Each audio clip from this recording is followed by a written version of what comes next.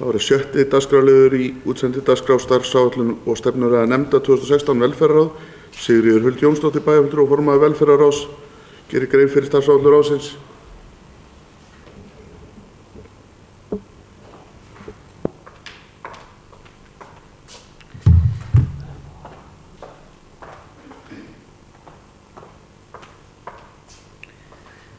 Forseti, ágætu bæjarfulltrúar.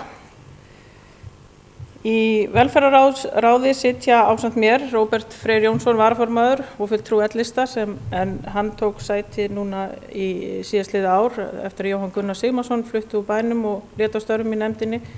Þá Halldóra Kristín Hauksdóttir fulltrúi Framsóknarflokks, Svava Hjaltalín fulltrúi Sjálfstæðisflokks og hún kom inn í ráðið á síðasta ári í stað Oktavíu Jóhannesdóttur sem flutti úr bænum á síðasta ári.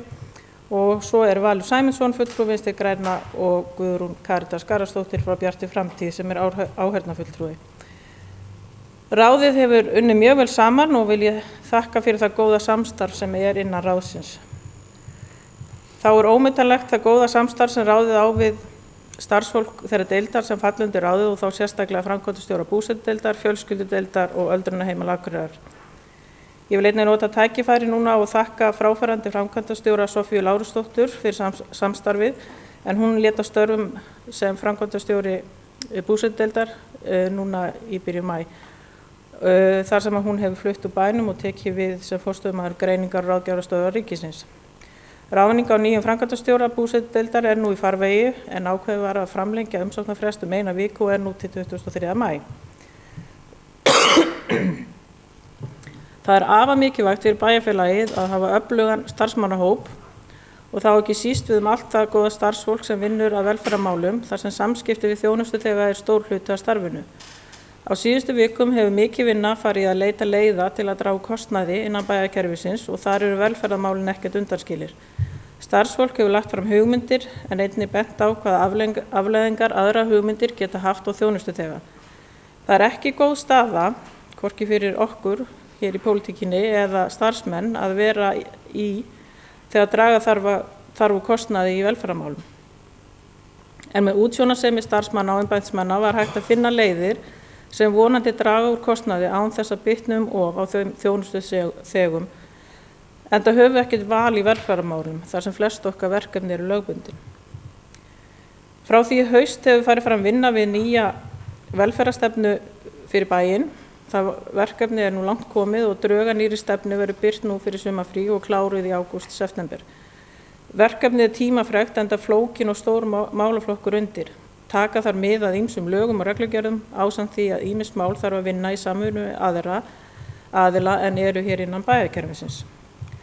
Töluverður tími fór í húsnæðismálin og hefur það einnig tafið ferlið hve lengi húsnæðisfrumvarp félags- og húsnæðismálaráðherra hefur dregist. Sú umræða og staða sem í húsnæðismálum á Íslandi hefur ekki farið fram hjá neinum og sérstaklega núna síðustu misseri. Ungt fólk á í miklum vanda með að eignast eigið húsnæði eða komast inn á traustan og stabílan leigumarkað. Leigumarkaðurinn hefur verið eins og villta vestrið síðustu 1 til 2 árin, lítið sem ekkert öryggi og mikil aukning á útleigu íbúða til ferðamanna sem aftur skapar skort á húsnæði fyrir íbúa ásamt því að keyra upp leiguverð. Eins hefur það áhrif hve lítið var byggt eftir hrun og tíma tekur að koma jafnvægi byggingu nýrra íbúða. Nú þegar byggingamarkaðurinn sannarlega að taka við sér, þá erum við komin í það vandamál að það getur vantað fólk til að starfa við uppbygginguna, sem enn tefur byggingu á nýju húsnæði. Markaðurinn sér sig en húsnæði á vegum hins opinbera eða leigufélaga eins og þekkjast í löndum eins og Þýskalandi og Norðurlöndum, það eignir að vera til staðar. Akureyrarbær hefur farið varlega í kaup á fleiri íbúðum en bærinn á rúmlega 300 íbúðir sem leigðar út til þeirra sem uppfylla skilyrði fyrir húsnæði á vegum bæjarins. Það þarf að bæta við íbúðum en það ekki bara bærinn sem þarf að koma að því verkefni, ríkið, stéttarfélög og leigufélög þurfa að koma að því líka. Þessir aðilar hafa talið sig saman að niðurstöðu á höfuðborgarsvæðinu og viðræður hafa farið fram hér á Akureyri en ekkert enn fast í hendi. Reglur leiguhúsnæði á vegum bæjarins voru endurskoðaðar í vetur og nú komið inn ákvæði sem tekur tillit til forsjárlausa foreldra en áður fengu forsjárlausi foreldra sem voru með umgengni við börn sín ekki stigin í stigakerfið. Fjöldi leiguíbúða í eigu Akureyrarbæjar eru nú 307. 3 2 herbergja íbúðir voru keyptar á árinu og 1 4 herbergja íbúð.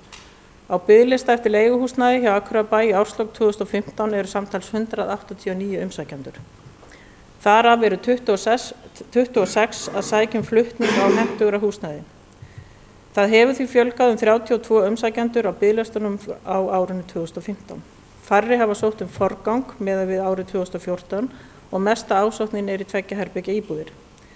En velferðarráð hefur lagt áherslu á að til séu stórar íbúðir fyrir barnafjölskyldur, þess vegna var ákvörðun kaup á 4 herbergja íbúð tekin. Gera þarf ráð fyrir því að íbúðir fyrir fatlað fólk þurfa að byggja á næstunni þar sem enn notað óhentugt húsnæði fyrir nokkra þjónustuþega hérna í bænum. Það þarf jafnframt að horfa fram í tímann þegar ákvarðanir nýtt búsetuúrræði fyrir þá sem einnig þurfa mikla þjónustur teknar. Því eitt að byggja húsnæði, annað að reka þá þjónustu sem þarf að vera til staðar. Sértæk búsetuþjónusta fyrir fatlað fólk mjög fjölbreytt. Á síðasta ári nutu 61 einstaklingur þjónustunnar. Þar bjuggu 6 í áfangaheimili sem tímabundin búseta fyrir fólk með geðraskanir, aðrir búa í þjónustukjörnum eða sambýlum. Að auki voru 33 einstaklingar sem fengu sértæka heimaþjónustu og frekari liðveislu sem meira en 10 klukkustundir á viku. Sameiginlegt öllum þeim sem fá þessa þjónustu að þeir hafa farið í svokallað SIS-mat þar sem lagt mat á þörf fyrir aðstoð og fær Akureyrarbær greitt úr jöfnunarsjóði samkvæmt niðurstöðu þess. Undanfarin ár hafa nokkri einstaklingar sem þurfa umtalsverða þjónustu flutt nálægt þjónustukjarna. Á þann hátt hægt að veita ráðgjöf, þjónustu, stuðning og öryggi sem felst í því að vera í mikilli nálægð við sólarhring þjónustu án þess að flytja inn í kjarnan. Á biðlista eftir búsetu áramótin voru 31 einstaklingur, 20 voru á biðlista eftir þjónustukjarna en 13 eftir áfangaheimili. Búsetuúrræði fyrir heimilislausa einstaklinga hefur ekki verið til staðar hér á Akureyri. Þörfin engu að síður þótt hún sé sveiflukennd og margir af þeim einstaklingum sem eru heimilislausir fara úr bænum eða jafnvel úr landi. Það dapurleg staðreynd að fólk heimilislaust hér í bæ, en ef ekki væri fyrir svokallað gránufélagsteymi þá væru fleiri heimilislausir með þeim afleiðingum sem það hefur, meðal annars á heilsu, líðan og félagslega stöðu. Á árinu 2015 fengu 27 einstaklingar þjónustu frá gránufélagsteyminu og hefur fjöldin minnkað frá 2014. Allir notendur eru karlar. Mjög misjafnt hversu mikla þjónustu hver og einn fær og misjafnt eftir tímabilum. Við vitum að það getur verið flókið þegar að fólk með fíkni og geðræna sjúkdóma býr í sama húsnæði og til dæmis barnafjölskyldur. Þessir einstaklingar vil ekki alltaf þiggja þjónustu sem í boði og stundum meðferðarheldni þeirra lítil sem engin, hvort sem það vegna fíknarsinnar eða geðrænna sjúkdóma.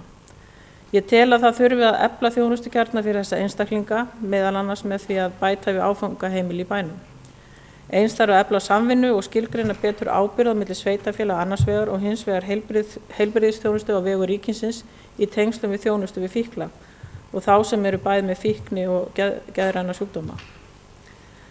Þar vega forvarnir einnig þungt og að gripi sér inn í fíkni og sjúkdómsferli fyrir en gert er.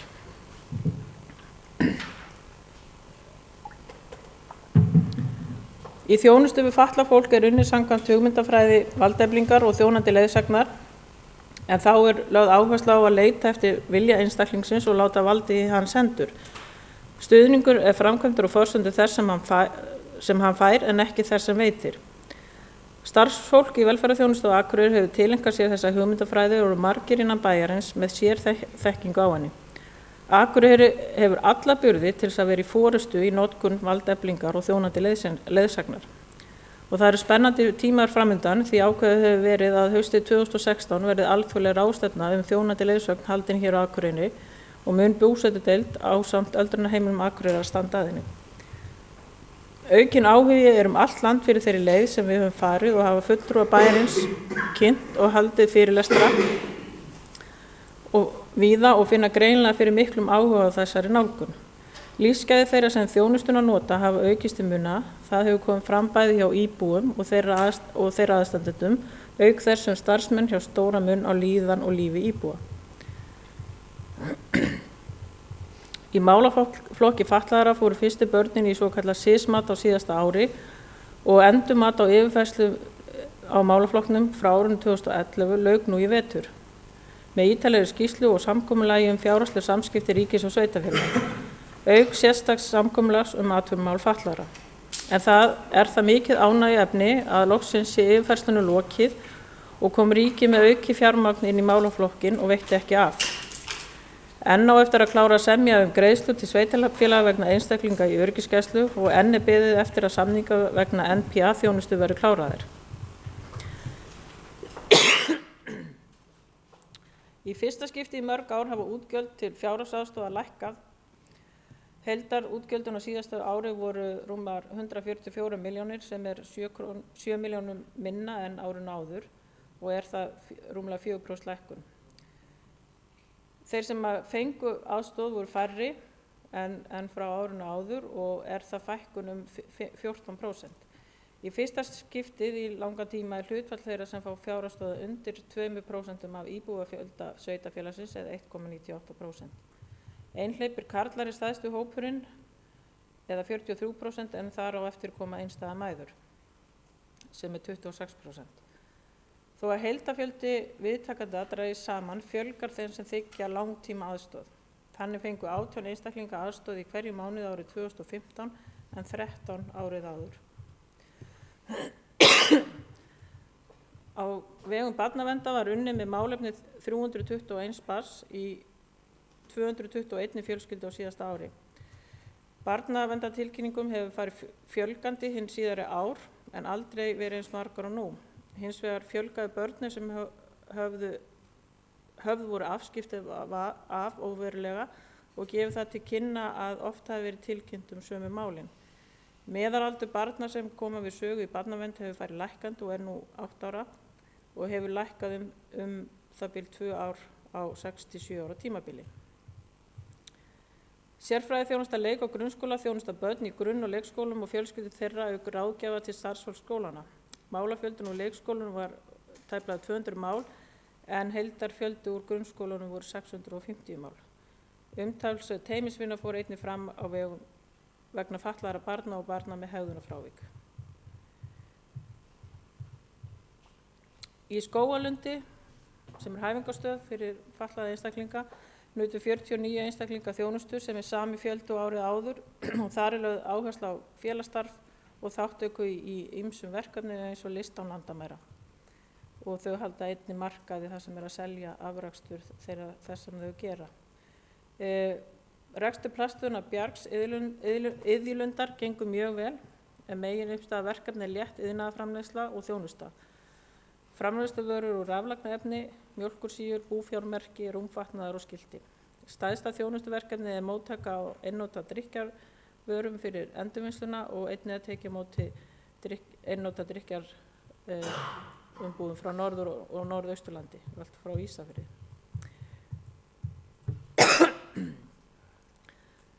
Full nýting var á rýmum á hjúkrunar- og dvalarrýmum og 99% í dagþjónustu.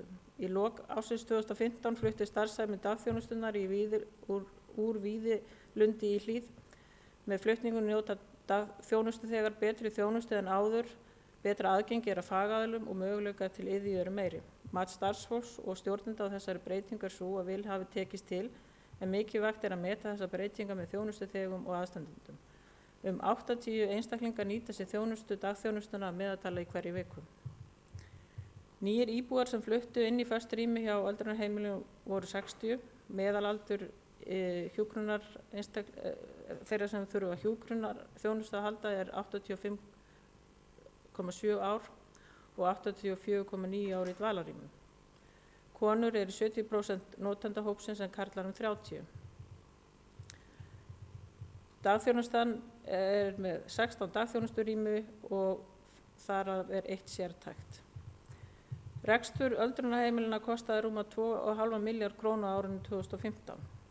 Tekjurnar eru í formi daggjaldar frá Tryggingastofnun ásamt greiðslum íbúa og voru þær tæplega 1,8 milljarðar króna og tekjur frá Tryggingastofnun vegna húsnæðisgjalds voru 88 milljónir.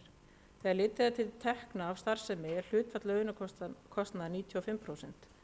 Eins og undangengin ár var leitað allra leiða til sparnaðar í rekstri með miklu aðhaldi í yfirvinnu.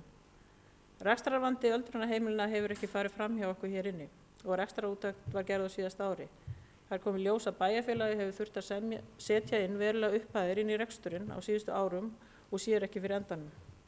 Umræðan hefur meira að segja verið á þeim nótum að skila í rekstrinum aftur til ríkisins. Það er hugmynd sem ég persónulega er ekki hrifin af. Ég tel að reksturinn eigi að vera á vegum bæjarins en hins vegar er ekki hægt að verja það til lengdar að útsvarstekjur bæjarins fari með þessum hætti inn í rekstur sem á að vera á kostnað ríkisins.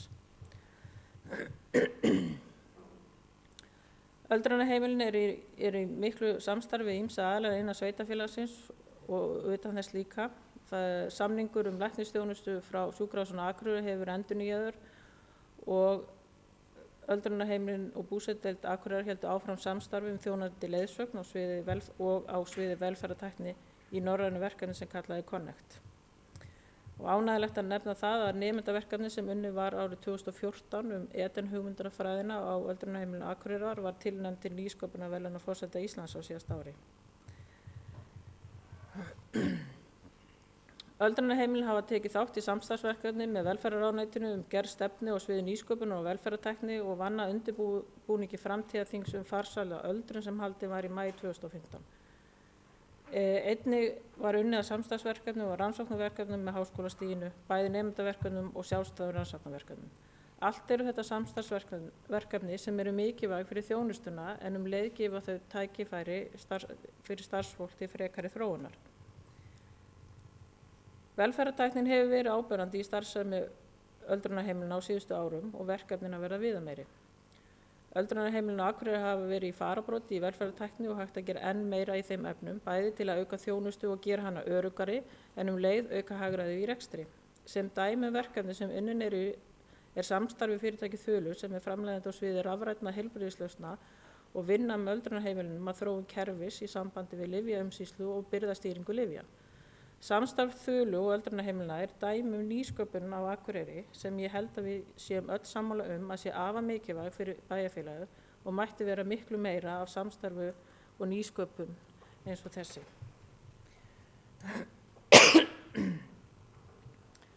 Mörg smærri verkefni eru í gangi svo sem ryksuguróbótar, svokallað hjólaverkefni að þá hjólar fólk fyrir framan sjónvarpsskjá og getur valið sér leiðir hér innan bæjarins. Það verkefni hefur bæði góð áhrif á líkamlega heilsu og eykur hreyfingu en ekki síður örva þar heilastarfsemi og minni þegar fólk hjólar gamla hverfi sitt og heyrir líka umhverfishljóð. Félagsleg heimaþjónusta hefur aukist jafnt og þétt í takt við þá stefnu sem flestir geti búið á í heimili í stað þess að vistast á stofnun vegna öldrunar, sjúkdóma eða fötlunar. Heimaþjónusta veitt allan sólarhringinn alla daga ársins en næturvaktin samstarfsverkefni heimaþjónustu og heimahjúkrunar. Á árinu 2015 fengu 620 heimili almenna félagslega heimaþjónustu sem aukning frá því á síðastliðið ár og í samræmi við reglulega aukningu undanfarin ára. Aldrað fólk stærsti hópur þeirra sem fær almenna félagslega heimaþjónustu. Af þeim 474 heimilum aldraða sem fengu heimaþjónustu voru íbúar 297 heimila 80 ára og eldri. Það í kringum 53% 80 ára og eldri sem eru að fá þessa þjónustu. Fækkun á vinnustundum sem eingöngu eru veittar í þrif en fjölgar þeim sem varið í fjölbreyttari þjónustu. Aukning þjónustunda milli áranna 2014 til 2015 hjá elstu þjónustuþeganum töluverð og það sem 21% aukning hjá konum og 22% aukning hjá körlum. Eins og kom fram í upphafi hefur ráðið verið að vinna að nýrri velferðarstefnu fyrir Akureyri. Verkefnastjóri var ráðinn síðastliðið haust og vinnan langt komin. Margir aðilar hafa verið kallaðir til við þá gagnaöflun sem mikilvæg þegar farið í vinnu sem þessa. Búið að halda svokallaða svótfundi með annars vegar starfsfólki í þjónustu við börn og fjölskyldur og hins vegar starfsfólki í þjónustu við fatlað fólk. Og framundan núna í maí fundur varðar öldrunarþjónustuna. Eins hafa verið haldir opnir fundir málefni barna og barnafjölskyldna en einnig þjónustu við fatlað fólk. Í maí verður fundur varðar málefni aldraða. Þessi fundir hafa verið árangusríkir og afar mikilvægt að fá sem flesta að gerð stefnunar. Það hefur verið sett upp Facebook-síða gerð velferðarstefnunar og þar má meðal annars sjá niðurstöðu úr opnum fundunum. Þegar drögin verða tilbúin verður þau jafnframt sett á Facebook síðuna þannig að fólk hafi tækifæri til að koma með athugasemdir áður en stefnan verður endanlega sett fram í haust. Ég geri ráð fyrir því að umræðu verði hér í þessum sal þegar að því kemur en vonandi kemur eitthvað fram í umræðum hér á eftir sem getur verið veganesti inn í stefnumótunina. Þá hafa allir fulltrúar í ráðinu nú fengið fyrirmæli að fara með ákveðna vinnu inn í grasrótina í sínum flokkum til umræðu og sem innlegg inn í stefnumótunina. Ég vil nota tækifæri og þakka ykkur sem hér eru fyrir ykkar aðkomu á opnum fundunum. En fyrst og fremst vil ég þakka þeim íbúum sem hafa komið á fundina til að taka þátt. Framlag ykkar allra mjög mikilvægt. Ég hef nú stiklað á stórum í málum með varðað velferðarráð en þessi yfirferð engan veginn tæmandi í þessum stóra málaflokki. Verkefnin mörg, þjónustuþegarnir hafa mismunandi þarfir og starfsmannahópurinn fjölbreyttur með ólíkan faglegan bakgrunn.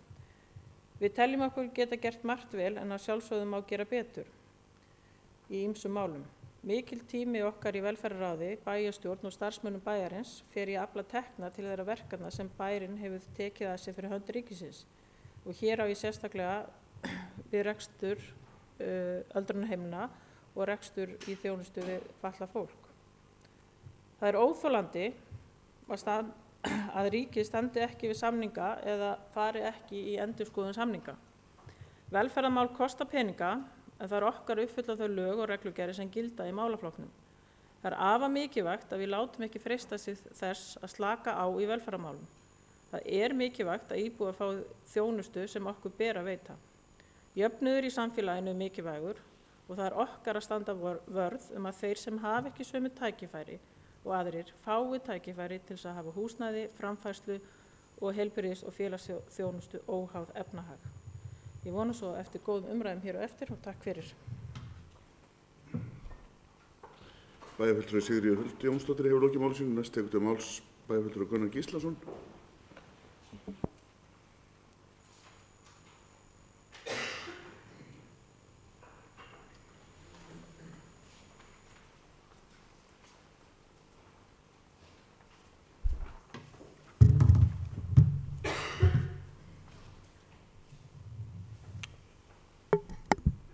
Forseti ágætu bæjarfulltrúar. Ég vil þakka formanni velferðarráðs, bæjarfulltrúanni Sigríði Huld, fyrir ágætis svona yfirsýn eða yfirreiði yfir svona málaflokkin eins og það liggur fyrir. Það eins og stundum áður, maður verður svona allavega að láta það koma fram að ég sakna þess að sjá ekki meiri umræðu í þessari stefnuræðu eins og mörgum öðrum framtíðina. Hvert erum við að stefna? Við erum að gera mjög vel í þessu málaflokki á margan hátt. Við erum með öflugt starfslið og öfluga starfsemi og það mikið horft til Akureyrar gagnvart til dæmis búsetu þjónustunni og ýmissi annarri starfsemi sem velferðarráð hefur með að gera.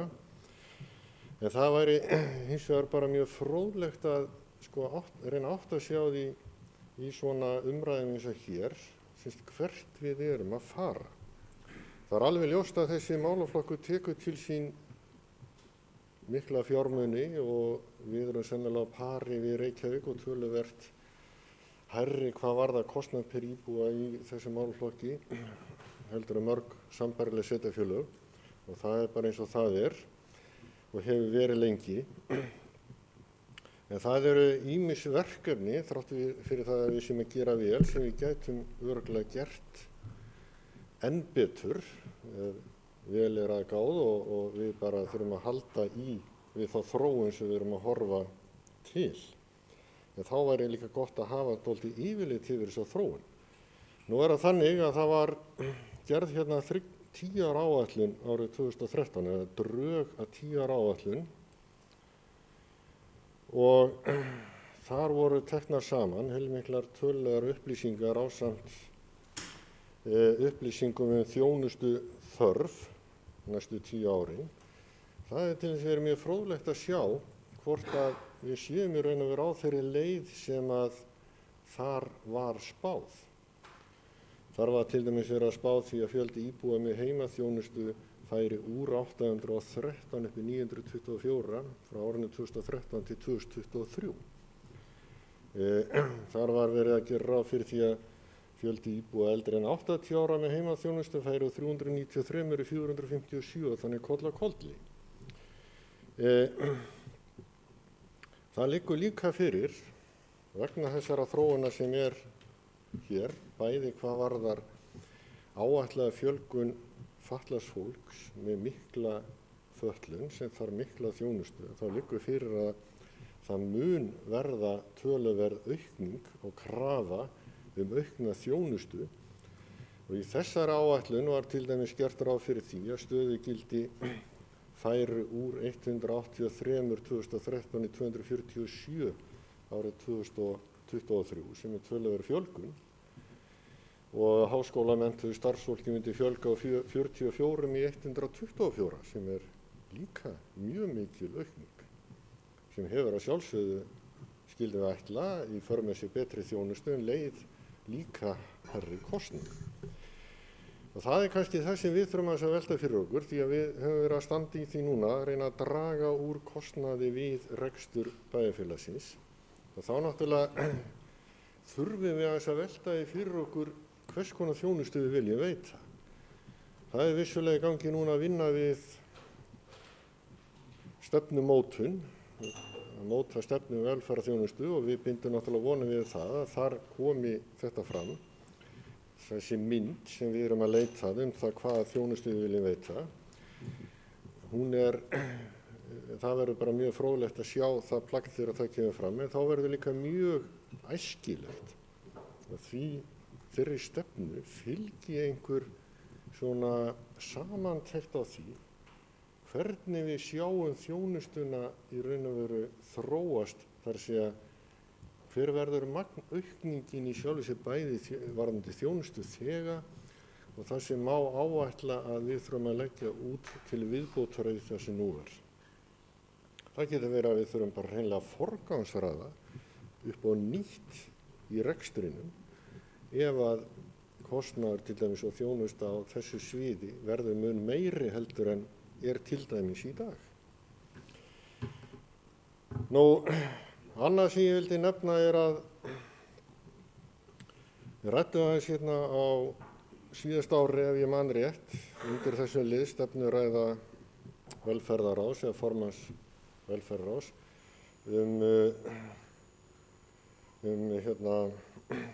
skilyrðingar fyrir fjárhagsaðstoð.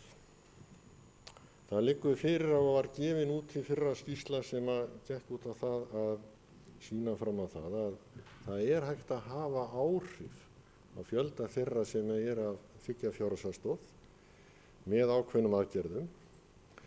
Hafnfirðingar hafa til dæmis verið að reyna þetta og þetta var rætt hérna dálítið á síðasta ári og mig langar til að spyrja formann velferðarráðs að því hvort að þetta hafi verið tekið upp til umræðu og þá menn velti fyrir sig hvort og hvernig menn vildu framkvæma þetta enn frekar en nú gert hér á Akureyri.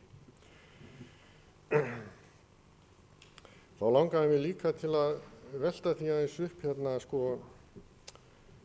hvernig formaðurinn og velferðarráð hefur verið að horfa til sértækrar búsetuþjónustu fyrir fatlað fólk sem líklegt að sé nokkuð mikil þörf fyrir aukningu núna eftir því sem ég best veit og hafa menn eitthvað velt því fyrir sér hvernig menn ætla að mæta þeirri aukningu. Það liggur líka fyrir að eins og ég sagði áðan að einstaklingum með mikla þjónustu þörf virðist samkvæmt áætlunum vera að fjölga og mun fjölga og þá spurningin hefur þessi fjölgun gengið eftir. Mér fannst það svona ekki koma fram og erum við að sjá mikla fjölgun til viðbótar. Svo það þessi heimaþjónusta fyrir aldraða sem að það stefna eins og kom fram í ræðu háttvirts formanns að auka heimaþjónustu og hafa fólk eins lengi heima eins og hægt áður en þeir fara á öldrunarheimili. Það liggur líka fyrir að þessi þáttur á hendi sveitarfélagana og ábyrgð sveitarfélagana og hefur að sjálfsögðu í för með sér þá verulega aukningu á útgjöldum. Hefur eitthvað verið svona spáð í það hvernig menn ætla að takast á við það, því að það þarf að halda upp í góðri þjónustu. Hún á mörgu leyti mjög góð í dag, en það er svona spurning hvernig við höldum sjó í þessu.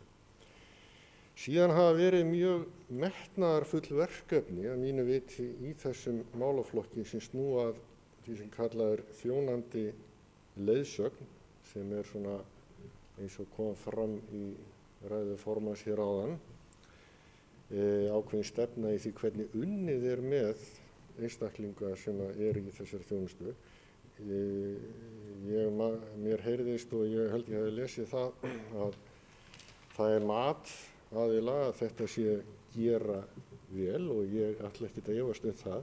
En mér langar til að vita hvort það hafi verið farið þá í markvisst mat á stöðunni fyrir innleiðingu verkefnisins og síðan þá hvort það séu einhverjar svona vörður núna á leiðinni þar sem menn eru að meta árangurinn af þessu.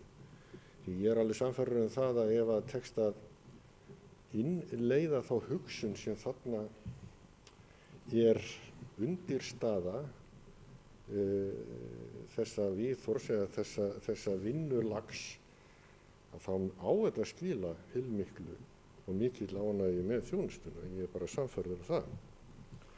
Og það væri þá sama hátt líka forvitnilegt að átta sig á því hvort að við séum með eitthvað svona ferli eða eitthvað sem að við getum metið til dæmis það hvernig gengur með valdeflinguna eins og hún er sett fram og lögð áhersla á í þessari þjónustu einnig. Það að íbúarnir hafi sem mest sitt líf að segja og að starfsmenn séu meira svona þjónandi og leiðandi í lífi þessara einstaklinga en stjórni því ekki of. Svo er annað sem hefur aðeins verið rætt og væri gaman að vita hvort það hafi verið rætt í velferðarráði. Við erum með 300 íbúðir að ýmsum stærðum og gerðum í félagslega kerfinu. Því hefur stundum verið haldið fram að ef þú kemst einu sinni inn í kerfi þá farir aldrei út úr því aftur. Og þetta hefur meðal annars verið innprá á þessu við mig sem bæjarfulltrúa, viðtalsíða bæjarfulltrúa, að það gangi illa að komast inn í kerfið því að þeir sem fara inn í það þeir séu bara inn í því.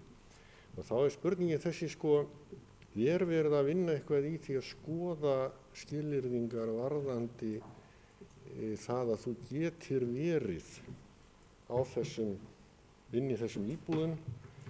Ég veit að það eiga að vera einhver mörk, en hversu mikið til dæmis það að fólk flytji út úr þessum íbúðum, út úr kerfinu, eftir það er komið inn í það á annað borð, vegna þess að það er orðið að tekjuhátt eða aðstæður breytast og þar með verði endurnýjunin meiri. Það er svo eftir hitt og er minnst á hérna að það hefur verið aðeins komið inn á það og ríkisstjórnin og Alþingi verið að vinna með ný húsnæðislög eða lög og reglur það að aðgerðir í húsnæðismálum, sérstaklega ungfólks. Við megum heldur ekki gleyma því að það skiptir líka miklu máli til dæmis fyrir aldraða, þeir búi við mikið öryggi hvað þetta varðar. Og það er eitt af því sem við stöndum kannski frammi fyrir líka, að tryggja öldruðum kannski ákveðið öryggi varðandi húsnæðismál. Og mér langaði svona aðeins til að spyrja formann velferðarráðs að því að ég er hérna með skýrslu sem heitir Framtíðarþing farsæla öldrun, Akureyri 18. maí 2015, niðurstöður og tillögur aðgerðum. Þarna var unnin heilmikið skýrsla og komið fram mjög margar og góðar hugmyndir að verkefnum og áherslum og væntingum til þjónustu gagnvart öldruðum. Og mér langar til að bara spyrja hvort að þessi skýrsla hafi verið notuð og sé verið að vinna eitthvað úr henni gagnvart þjónustu þá við aldraða hvernig sú vinna gengur. Og leið þá langar mig til þess að vita líka, af því að við erum dálítið gjörn á það heilt yfir í þessu stjórnkerfi að vinna skýrslur, fá fram tillögur, en okkur gengur kannski ekkert allt of frábærlega að ná þessum tillögum fram eða koma þeim í verk. Og nú var raunin mikið skýrsla öldrunarþjónustuna, öldrunarstofnunina Hlíð. Og þar voru setta frá niðurstöðu hvað þarf að gera til dæmis. Þar til dæmis 1, bæjarstjórn setur sér markmið í rekstri öldrunarþjónustu og þjónustustig fyrir svo utan það sem að vísað á ríkið. Og það vissulega alveg rétt að þetta algjörlega, það eiginlega bara alveg fráleitt að Akureyrarbær greiði hundruði milljóna með þessum rekstri eins og nú og auðvitað þarf að finna á því einhverju lausn, en hefur farið að stað einhver vinna í samræmi við þessar tillögur út úr þessari skýrslu sem var unnin og lögð fram í sumar. Og það svona spurning hvort og hvernig menn ætla að vinna með þetta inn í velferðarráði. Ég held ég láti þetta gott í bili, en þakka fyrir ræðuna og vonast til þess að fá skýr og greinagóð svör. Takk. Bæjarfulltrúi Gunnar Gíslason hefur lokið máli sínu. Ég ætla að biðja Sigríður Huld Jónsdóttir, varaforseta, að taka við stjórn fundarins og gefa mér orðið.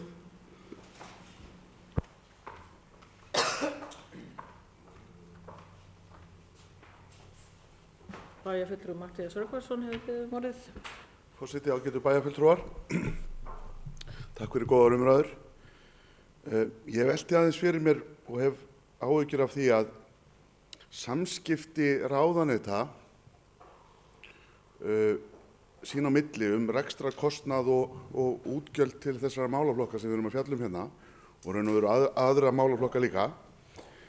Við erum með samninga rekstur á öldrunarheimilinu, við erum með samninga öryggisvistun og við erum með allavega samninga við ríkið þessi mál og við fáum ekki greitt fyrir þeim kostnaði sem við þurfum að setja í þennan málaflokk og það í samningum að ríki eigi að greiða fyrir þetta. Og það virðist sem að sé þannig að það sé ekki sami skilningur, allavega hefur maður áhyggjur af því, að sé ekki sami skilningur á milli þeirra sem að setja fram þjónustu lýsingar og þeirra sem eiga að greiða fyrir það. Og það náttúrulega grafalvarlegt mál þegar við sem sveitarfélag förum eftir þjónustu lýsingu og uppfyllum þau skilyrði sem okkur eru sett til rekstrar málaflokka og sá aðili sem á svo að sjá greiðslunar úr ríkissjóði ekki tilbúinn eða gerir það allavega ekki og greiðir þá bara ekki fyrir þjónustuna sem hún ber að gera. Og það náttúrulega, og svo virðist allavega að vera þannig, ég ætla ekki að fullyrða hér í þessum ræðustól, eða virðist allavega að vera þannig að þeir vísa svo bara hvorn annan, þessir sem fara með málaflokkana, að þessi og þessi sé tilbúin að greiða fyrir þetta en þessi stoppar það. Og það náttúrulega mjög miður vegna þess að það ekki réttlátt að sveitarfélagi eins og Akureyri eða önnur sveitarfélög greiði stórar upphæðir með þessum málaflokkum. Vegna þess að við erum eðlilega að fara bara eftir þjónustulýsingum sem okkur ber að gera og stundum eru samningar unnir út, það ekki hlustað á okkur og það nánast engin vilji til þess að semja við okkur að klára þessi mál þannig að það sé á einhverjum sanngirnisgrundvelli. Og það náttúrulega bara mjög alvarlegt mál vegna þess að þetta eru stórar upphæðir. Þetta eru fleiri 100 milljónir sem sveitarfélagi eins og Akureyri þarf að greiða á hverju ári með málaflokkum sem snúa að öldrunarmálum, félagsþjónustu eða allavega mörgum málum undir velferðarráði og skólamálum, menningu og það sem ætti að vera sambærilegt við höfuðborgarsvæði eða sambærilegt það sem er að greiða öðrum sveitarfélögum, þá erum við ekki að fá rétt greitt með þessu. Og reyndar ríkið að brjóta á fleiri sveitarfélögum þegar kemur á rekstri og fleiri aðilum sem kemur á rekstri öldrunarheimila. Og ég vil náttúrulega líka vita að þó ég ætla nú ekki að vera í púlti að kasta mörgum spurningum á formann velferðarráðs, þá vil maður svona sjá fyrir sér hvernig menn sjá fyrir sér að þessi málaflokkur kemur til með að þróast og hvað samningarnar eiga að ná utanum, vegna þess að við getum ekki haldið áfram að greiða með þessu 100 milljón ári. Og það kemur bara að því að við þurfum að taka til eða fara í aðgerðir sem okkur langar ekkert að fara í, að bara ræða á alvarlegum nótum að skila málum eða bara segja að við bara getum ekki sinnt þessu. Þannig að og við þurfum að sjá, eins og Gunnar Gísla kom inn á, 10 ár, hvernig sjáum við þennan málaflokk þróast, hvað búist við að þjónustuþörf verði, hvað búist við að þeir samningar sem við erum með, eða eigum að vera með, dekki af þessum kostnaði og þetta þarf alltaf að vera nánast skotelt, eða bara skotelt, svo við getum haldið áfram að vera í samningum við ríkið um þessi mál. Á þessum stutta tíma sem ég búin að vera í bæjarmálum og í bæjarstjórn, þá finnst mér einhvern veginn eins og við sitjum alltaf uppi með svartabjötur, þessi sveitarfélög, þegar kemur á ríkinu. Og það mjög miður vegna þess að það ætti náttúrulega eðlilega að vera, stór hluti þessari nærþjónustu ætti að vera hjá okkur, en ekki hjá ríkisvaldinu. En ef það þannig að við fáum ekki greitt það sem við erum að fá, þá náttúrulega bara gengur ekki upp. Ég þakka fyrir mig. Bæjarfulltrúi Matthías Rögnvaldsson hefur lokið máli sínu og biður forseta að taka aftur við stjórn fundarins.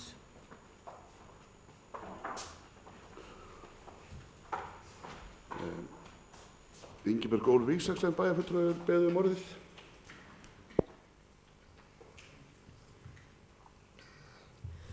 Forseti, ágætu bæjarfulltrúar, ég vil líkt og aðri þakka bæjarfulltrúa og formanni velferðarráðs Sigríði Huld fyrir greinagóða yfirferð áðan á þessum annars stóra málaflokki og þau eru nú allnokkur verkefnin sem liggja fyrir ráðinu og meðal annars eins og hún kom inn á þá er það ný velferðarstefna bæjarins.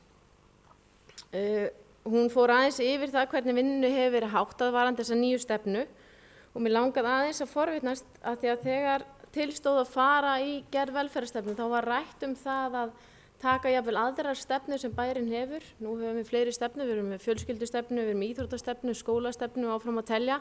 Að taka þær inn í þessa stóru stefnu. Nú kom formaður ekkert inn á það í ræðu sinni, ég ætla að velta fyrir mig hvort það sé ennþá hugsunin varðandi gerð stefnunar.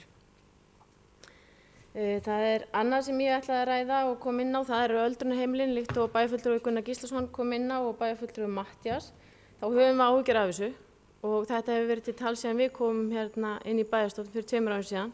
Það hefur verið rætt þetta reglulega og við höfum verið að vinna í þessu vegna hallans og við höfum verið að greiða með öldrunarþjónustunni núna undanfarið og við gerðum rekstrarúttekt eins og kom fram áðan þar sem sýndi fram á að daggjöldin eru engan veginn að duga fyrir því sem þau eiga að greiða.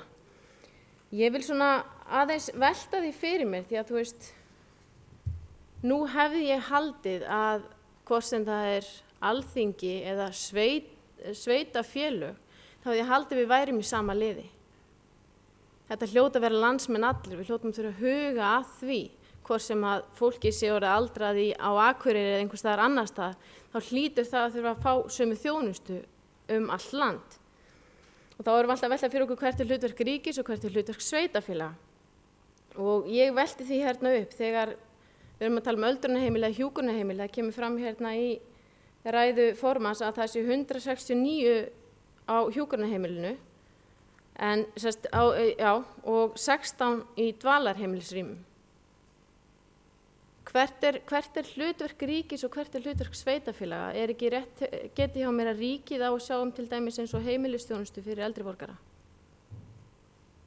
Hvernig er það með þetta? Er einhver breyting á þessu?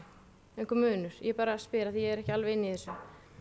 En að því við vorum að tala það hvort við ættum hreinlega að skila öldrunarheimilunum til ríkisins aftur, þá veit ég ekki hvort það sé hreinlega hægt, en samningur rann út árið 2008 eftir því sem ég best veit. Það virtist nú vera þannig að þegar ríkið vildi taka við heilsugæslunni, þrátt fyrir að við höfum nú viljað halda þeim rekstri áfram, þá komu þeir og tóku við þeim rekstri og eftir því sem ég best veit þá fundu íbúar nú ekki mikið fyrir þeim breytingum og eftir því sem ég best veit þá kom það líka þannig fram að það kom meira fjármagn inn í heilsugæsluna heldur en hafði þeir áður verið. Þannig ef að það yrði í þessu tilfelli þá væri það bara gott fyrir alla, myndi ég halda.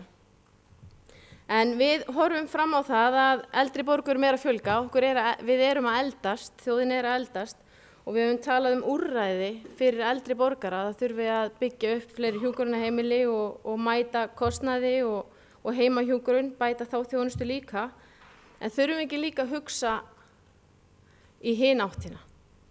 Hvað getum við gert til þess að efla eldri borgaran okkar?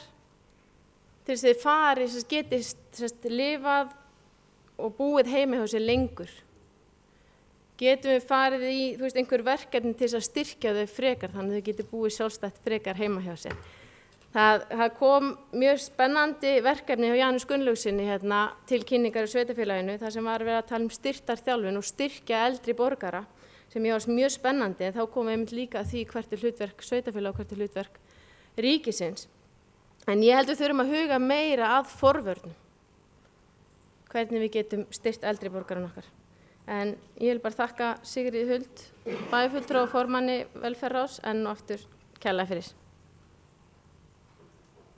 Bæjarfulltrúi Ingibjörg Ólöf Ísaksson hefur lokið máli sínu. Næst tekur til máls bæjarfulltrúi Sóli Björk Stefánsdóttir.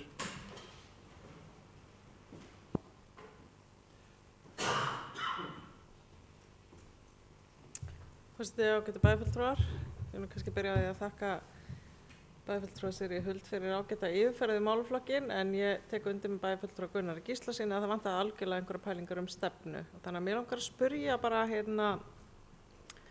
að mati bæjarfulltrúa Sigríðar og formanns velferðarráðs, hverjar eru helstu áskoranirnar í málaflokknum og hvaða svona hugmyndir liggja fyrir að takast á við þær?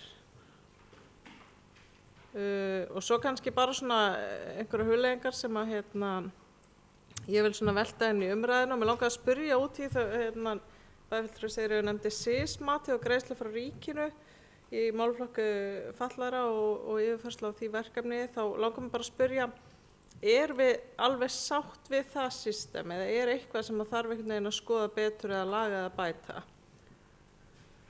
Og eins að því að bæjarfulltrúi Ingibjörg kom inn á heilsugæsluna, þá var nú kallað Akureyrarmódelið, það var þetta samstarf félagsþjónustu og heilsugæslu og mér langaði bara að heyra hver svona staðan á því, datt það bara niður við það að ríkið yfirtók heilsugæsluna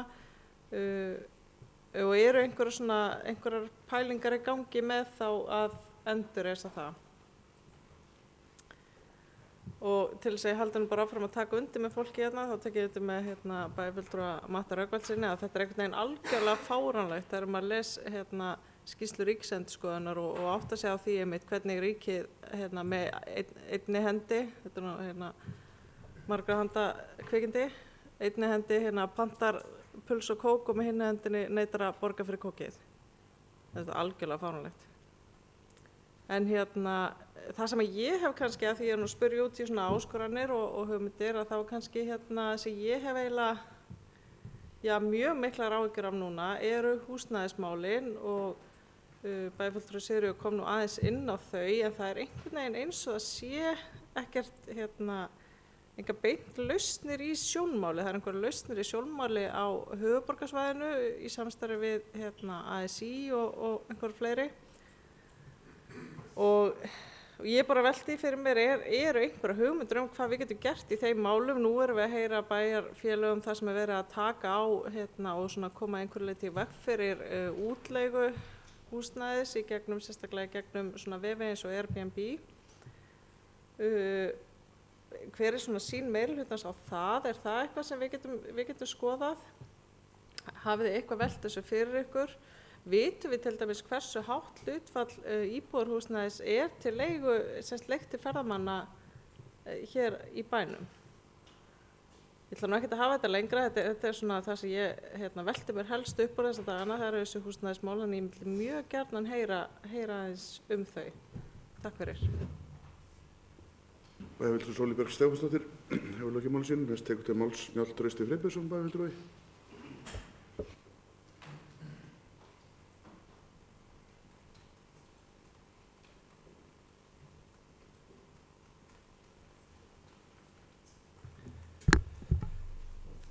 Forseti, ágætu bæjarfulltrúar.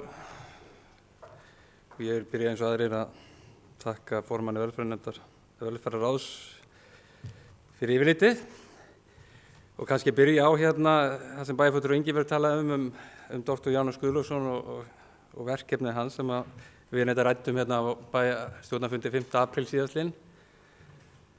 Það sem ég talaði um lærvöðvann, en ég áveist að tala um þetta í fleirtölu, svo þetta sé nú rétt eftir haft. En lærvöðin málið. Það sem var að kynna verkefni sitt fyrir okkur í mars, það sem við bæjarfulltrúi Ingibjörg meðal sátum, sem gengur undir nafninu fjölþætt heilsurækt í sveitarfélögum leiða farsælli öldrun, sem snýr að styrktarþjálfun og næringarráðgjöf slíku þáttum. Mjög spennandi verkefni. Það nefnilega þegar við eins og kemur fram í skýrslu formanns velferðarráðs að hjá fólki eldri en áttrætt að þá 53% þeirra í félagslegu heimaþjónustu. Og við erum með, ef maður rétt umræðu í vetur, þá var 80 ára og eldri á Akureyri, þá var 24,6% ef maður tölnar rétt sem er á öldrunarheimilum í þeim aldursflokki. Þannig að þetta er 77-78% sem er að fá einhvers konar þjónustu. Og við vitum líka og ræddum einhvern tímann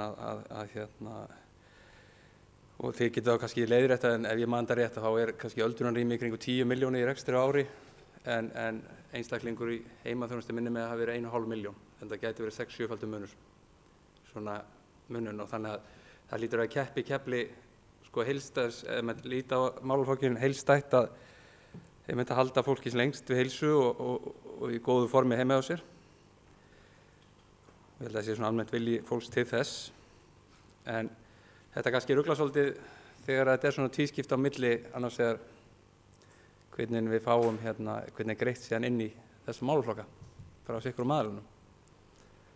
Þannig að við þurfum kannski að skoða þetta svona heildstæðara hvernig best er að standa að þessu. Auðvitað er þetta, eins og hefur komið fram og kemur fram í 10 ára áætlun bæjarins varðandi mannfjöldaþróunina eða aldursþróunina, aldurspíramídan næstu árin, að börnum ekki fjölga neitt á næstu kannski árum eða sem einn nemur, en þetta er fyrst og fremst þessi flokkur að við munum eldast. Og við erum kannski 10 ára eftir Evrópu í þessu. Í Þýskalandi meðalaldur íbúanna 46 ára og í Íslandi 36, en þetta mun koma tiltölulega hratt yfir okkur á næstu árum og áratugum. Og eins og við erum talað og eftir 20-25 ára er þetta kannski 3 vinnandi fyrir 1 á eftirlaunum. Í staðinn fyrir í dag er þetta 1 á móti 6. Þannig að þetta er gríðarlega stórt og mikilvægt verkefni að lenda þessu vel og auka lífsgæði fólks með að halda í formi og við góða heilsu. Það sem ég langaði kannski að spurja varðandi leigumarkaðinn, það kemur fram hjá formanni velferðarráðs, hann talar villta vestrið. Hvort það hafi einhver gögn verið safnað í sveitarfélaginu varðandi þennan þátt. Þessi umræða hefur verið töluvert þessu umræðu sérstaklega í Reykjavík sem snýr þá Airbnb og mikil vöntun og íbúðum þar. Ég hef ekki heyrt þetta orðað með þessum hætti hér í bæ. Þannig að ég hafi áhuga kannski bara að vita hvort maður væri eitthvað markvisst farnir að safna upplýsingum þessa hluti eins og þetta með þá Airbnb eða sem kannski annar hlutur er til dæmis fjöldi stéttarfélags í bænum, kaup annara bara inn í bænum þar sem að fólk er að bara leita sér sumarhúsnæði eða orlofshúsnæði, verður að kaupa íbúðir hvort að menn hafi raunverulega eitthvað tekið markvisst á að reyna að safna gögnum þessa þróun. Fyrst að það er notað þetta með villta vestrið í ræðinu, það kannski væri bara að það væri til eitthvað tölfræðilegt þetta og hvort þessi þróun, hvernig hún hefur verið. Síðan annar punktur sem ég ræddi bara man ekki hvort það var þegar vorum að ræða fjárhagsáætlunina í seinni umræðu fyrstu fyrir jól. Þegar við skoðum árbók Sambands íslenskra sveitarfélaga 2014, við skoðum hvað er verið að veita eftir sveitarfélögunum í félagsþjónustuna í rekstri, þá kemur fram að þetta 159.000 krónur rúmar á Akureyri, Reykjavík 157.000, Fljótsdalshéraði 144, Mosfellsbær 136 og svo. Og Reykjanesbær líka hátt í þessu. En síðan sjáum við líka í þessu gögnum að að það mikill munur á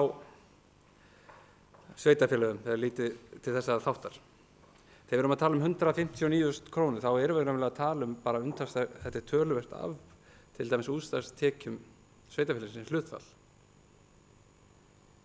Og það sem ég talaði hérna þegar tók þetta síðast hérna upp, hvort það væri eðlilegt að taka þetta upp þá á 2 stöðum, þannig annars vegar í stjórn Sambands íslenskra sveitarfélaga, þar sem bæjarstjóri okkar situr, Eiríkur, og síðan aftur í jöfnunarsjóði, þar sem formaður velferðarráðs Sigríður Huld situr, hvort að þetta sé ekki eitthvað til að fara að skoða, vegna þess að við sjáum að þetta er mjög misjafn kostnaður og við höfum talað hérna að þetta væri ákveðið, þetta er eitt af þessu höfuðborgarsyndrómum sem við erum að eiga við hérna, að við erum hátt í þessu samanburði við Reykjavík, við erum 2.000 krónum hærri á 2014 íbúa og hvort að menn, og til að styðja við þá vinnu líka við áttum okkur á hvernig þessi kostnaður verður til og hvernig hann þróast með árunum. Við getum til að skoða sveitarfélög kringum okkur hérna bara kring Akureyri og þá sjáum við tölur sem allt fyrir nótum heldur en við erum hérna í sveitarfélaginu hérna á íbúa. Þannig að mér finnst hérna, og getur vel verið hefði klikkað eins á þessu varandi hérna, ekki komið svo nægilega bint frá mér hérna inn í aðgerðahópsvinnuna, að taka þennan punkt upp þar bara til að reyna að finna hvað er sanngjarnt í þessum þætti líka. Og við erum að reka býsna flókið kerfi og það er margir þættir sem koma inn í þetta eins og kemur í svona viðamikilli yfirferð eins og formaður velferðar fór í gegnum áðan. Hvort að menn séu kannski að fylgjast með einstöku þáttun og þróun einstakar kostnaðarlegar undir undir félagsþjónustunni í bænum. Þannig að ég hef svona kannski vilja bara koma þessu á bæjarstjóra og kannski að ég full að trúa að maður fái kannski einhverja skýringar þetta. Hvernig er ástatt með þessi mál? Þetta erum við að fá með ýmsu svona einstöku verkefnum gegnum jöfnunarsjóðan, en hvernig er þetta heildstætt bara undir þessum lið? Þannig að, og það samber líka þá með jöfnunarsjóðan, ef Sigríður Huld bæjarfulltrúi geti eitthvað frætt okkur um það. Rétt í lokin kannski, þetta er mjög viðamikil umræða og hérna, það er þá alveg spurning hvort að það ætti að taka bara umræðu undir hverju lið, eða sem sagt hverju deild undir velferðarráði. Þannig að félagsþjónustu, búsetudeildin og öldrunarmálina, menn maður tækju bara sér umræðum hvern og einn lið. Bara svona hugmynd sem þau erum að tala um hérna,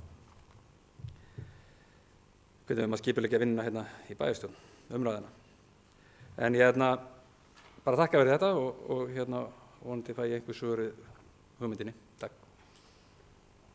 Bæjarfulltrúi Njáll Trausti Freybjörnsson hefur lokið máli sínu. Næst tekur til máls Preben Jón Pétursson, bæjarfulltrúi.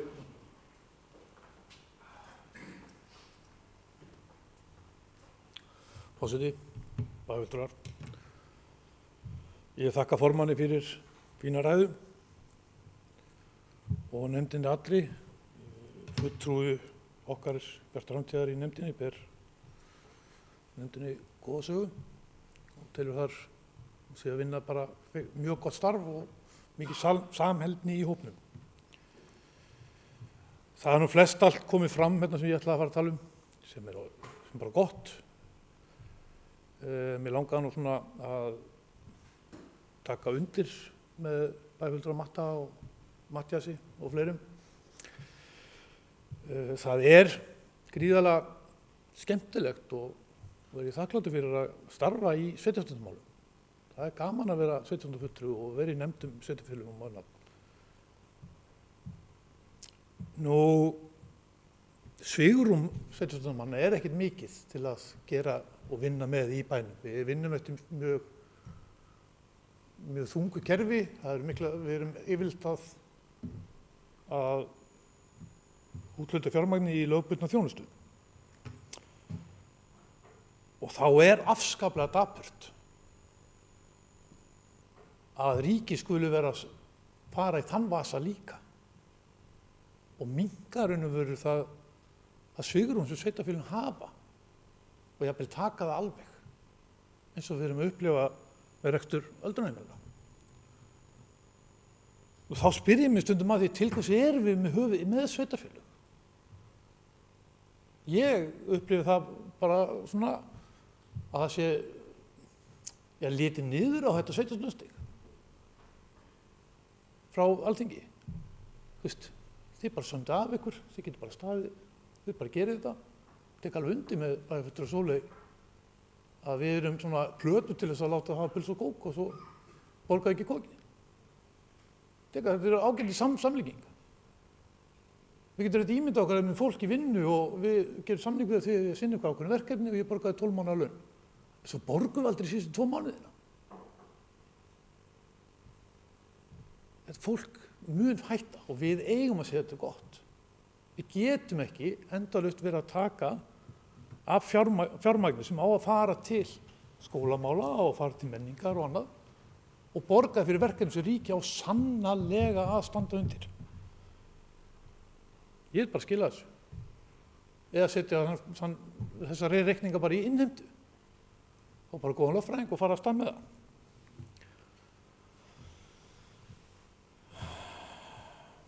Nú, það er annað sem veldur mig líka verulegum áhyggjum. Því ég er að tala fjármuni sveitarfélaga. Það er skiptingu fjármagns milli ríkis og sveitarfélaga. Við gætum hugsanlega tekið á okkur að standa undir svona sveiflum ef skiptingi væri það öðruvísi. Það er stór hluti í samfélaginu og er alltaf að aukast sem greiðir ekki útsvar, sem lifir á fjármagnstekjum og arðgreiðslum. Þar neitar ríkið að tala við okkur, bara þetta er bara svona, reglurnar er þannig. Það er gríðarlega stór hluti af fólki og hann vex sem borgar ekki fyrir skólagöngu barna sinna, sem borgar ekki fyrir leikskólann nema litlu leyti, sem borgar ekki fyrir snjómoksturinn. Þetta er best sett af fólki í bænum, fjárhagslega séð. Það er ekki þetta fólk vil ekki taka þátt í samfélaginu. Það borgar alveg skattana sína. Það fer bara ekki til útsvars, það fer ekki til sveitarfélagana. Hvenær koma þessi mörk þar sem við dettum yfir hinum megin? Hvenær getur sá hluti sem borgar skatta samkvæmt bara launaseðli, hversu lengi getur hann haldið þessu samfélagi uppi? Við verðum að höra þess að vinnu, verðum að höra grimjini og þetta getur ríkið ekki haldið áfram að yfta öxlum. Nú, það er annað sem veldur mér líka svolítið áhyggjum, það er þessi fjölgun, þessi hlutfallslega fjölgun. Við erum að sjá það til dæmis í skólanefnd að hlutfallslega fjölgun barna með greiningar, barna sem þurfa aðstoð. Þetta hefur vaxið töluvert mikið undanfarin ár. Börnum er ekki að fjölga. Hvernig verður þessi kúrfa? Hversu lengi getum við haldið áfram að leyfa þessu að fjölga svona? Erum við að gera rétt? Ég velti því bara fyrir mig, ég ætla ekki að segja að við séum að gera rangt. En ég veit að bara sveitarfélög getur ekki endalaust haldið áfram enda með hver einasta barn þurfi einhvers konar aðstoð. Kannski er bara samfélagið að verða þannig. Ég held bara ekki, ég vona ekki. Það er alltaf að endurskoða ferlan og endurskoða hvernig við erum að takast á við hlutina. Ég veit að haldandi áfram eins og við höfum verið að gera, hef ég enga trú á að geti enda vel. Ég er ekki að gagnrýna að vinnu þessa fólks sem eru að vinna þarna inni, alls ekki. En okkur er að fjölga sem þurfa, eða þeim er að fjölga sem þurfa aðstoð og við höfum að sannarlega að gera vel við það fólk, alla. Nú, mér langar að spyrja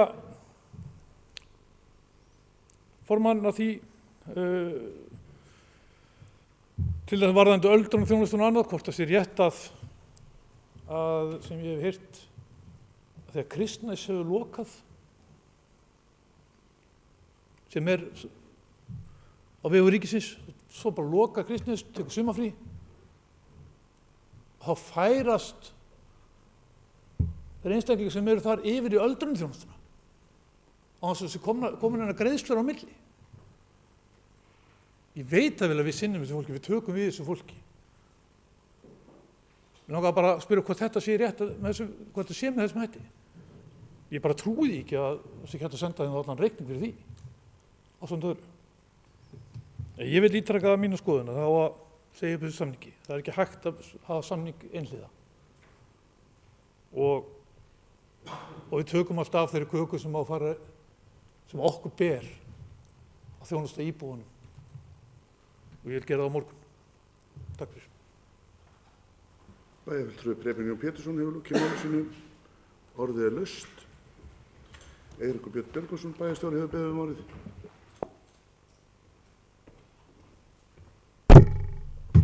Forseti, ágætu bæjarfulltrúar. Ég vil eins og aðrir þakka kærlega fyrir umræðuna skýrslu formanns velferðarráðs. Hér voru nokkrum spurningum beint til mín og ég á svo sem ekkert stutt svar við spurningum bæjarfulltrúa Njáls Trausta en vek athygli á því að það eru mjög góðar upplýsingar fyrir alla bæjarfulltrúa, ekki bara fyrir Njál, á heimasíðu sambandsins og tiltölulega einfalt að finna þær varðandi félagsþjónustuna. Það er enda þannig að þegar maður er að fletta upp í þessum gögnum, af því þetta er samantekin gögn frá öllum sveitarfélögum, þá getur orðið svolítið gömul. Þannig að ég til með félagsþjónustu skýrslu sambandsins 2014 fyrir frá mig sem eru tölur frá 2013 og þar kemur einmitt margt athyglisvert í ljós og við höfum vakið athygli á þessu.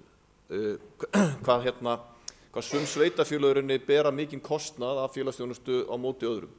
Þá skiptir náttúrulega gríðarlega miklu máli og það er kannski kjarninn í þessu sem ég ætla að segja þegar ég kem hérna upp, að við erum að veita mjög ólíka þjónustu.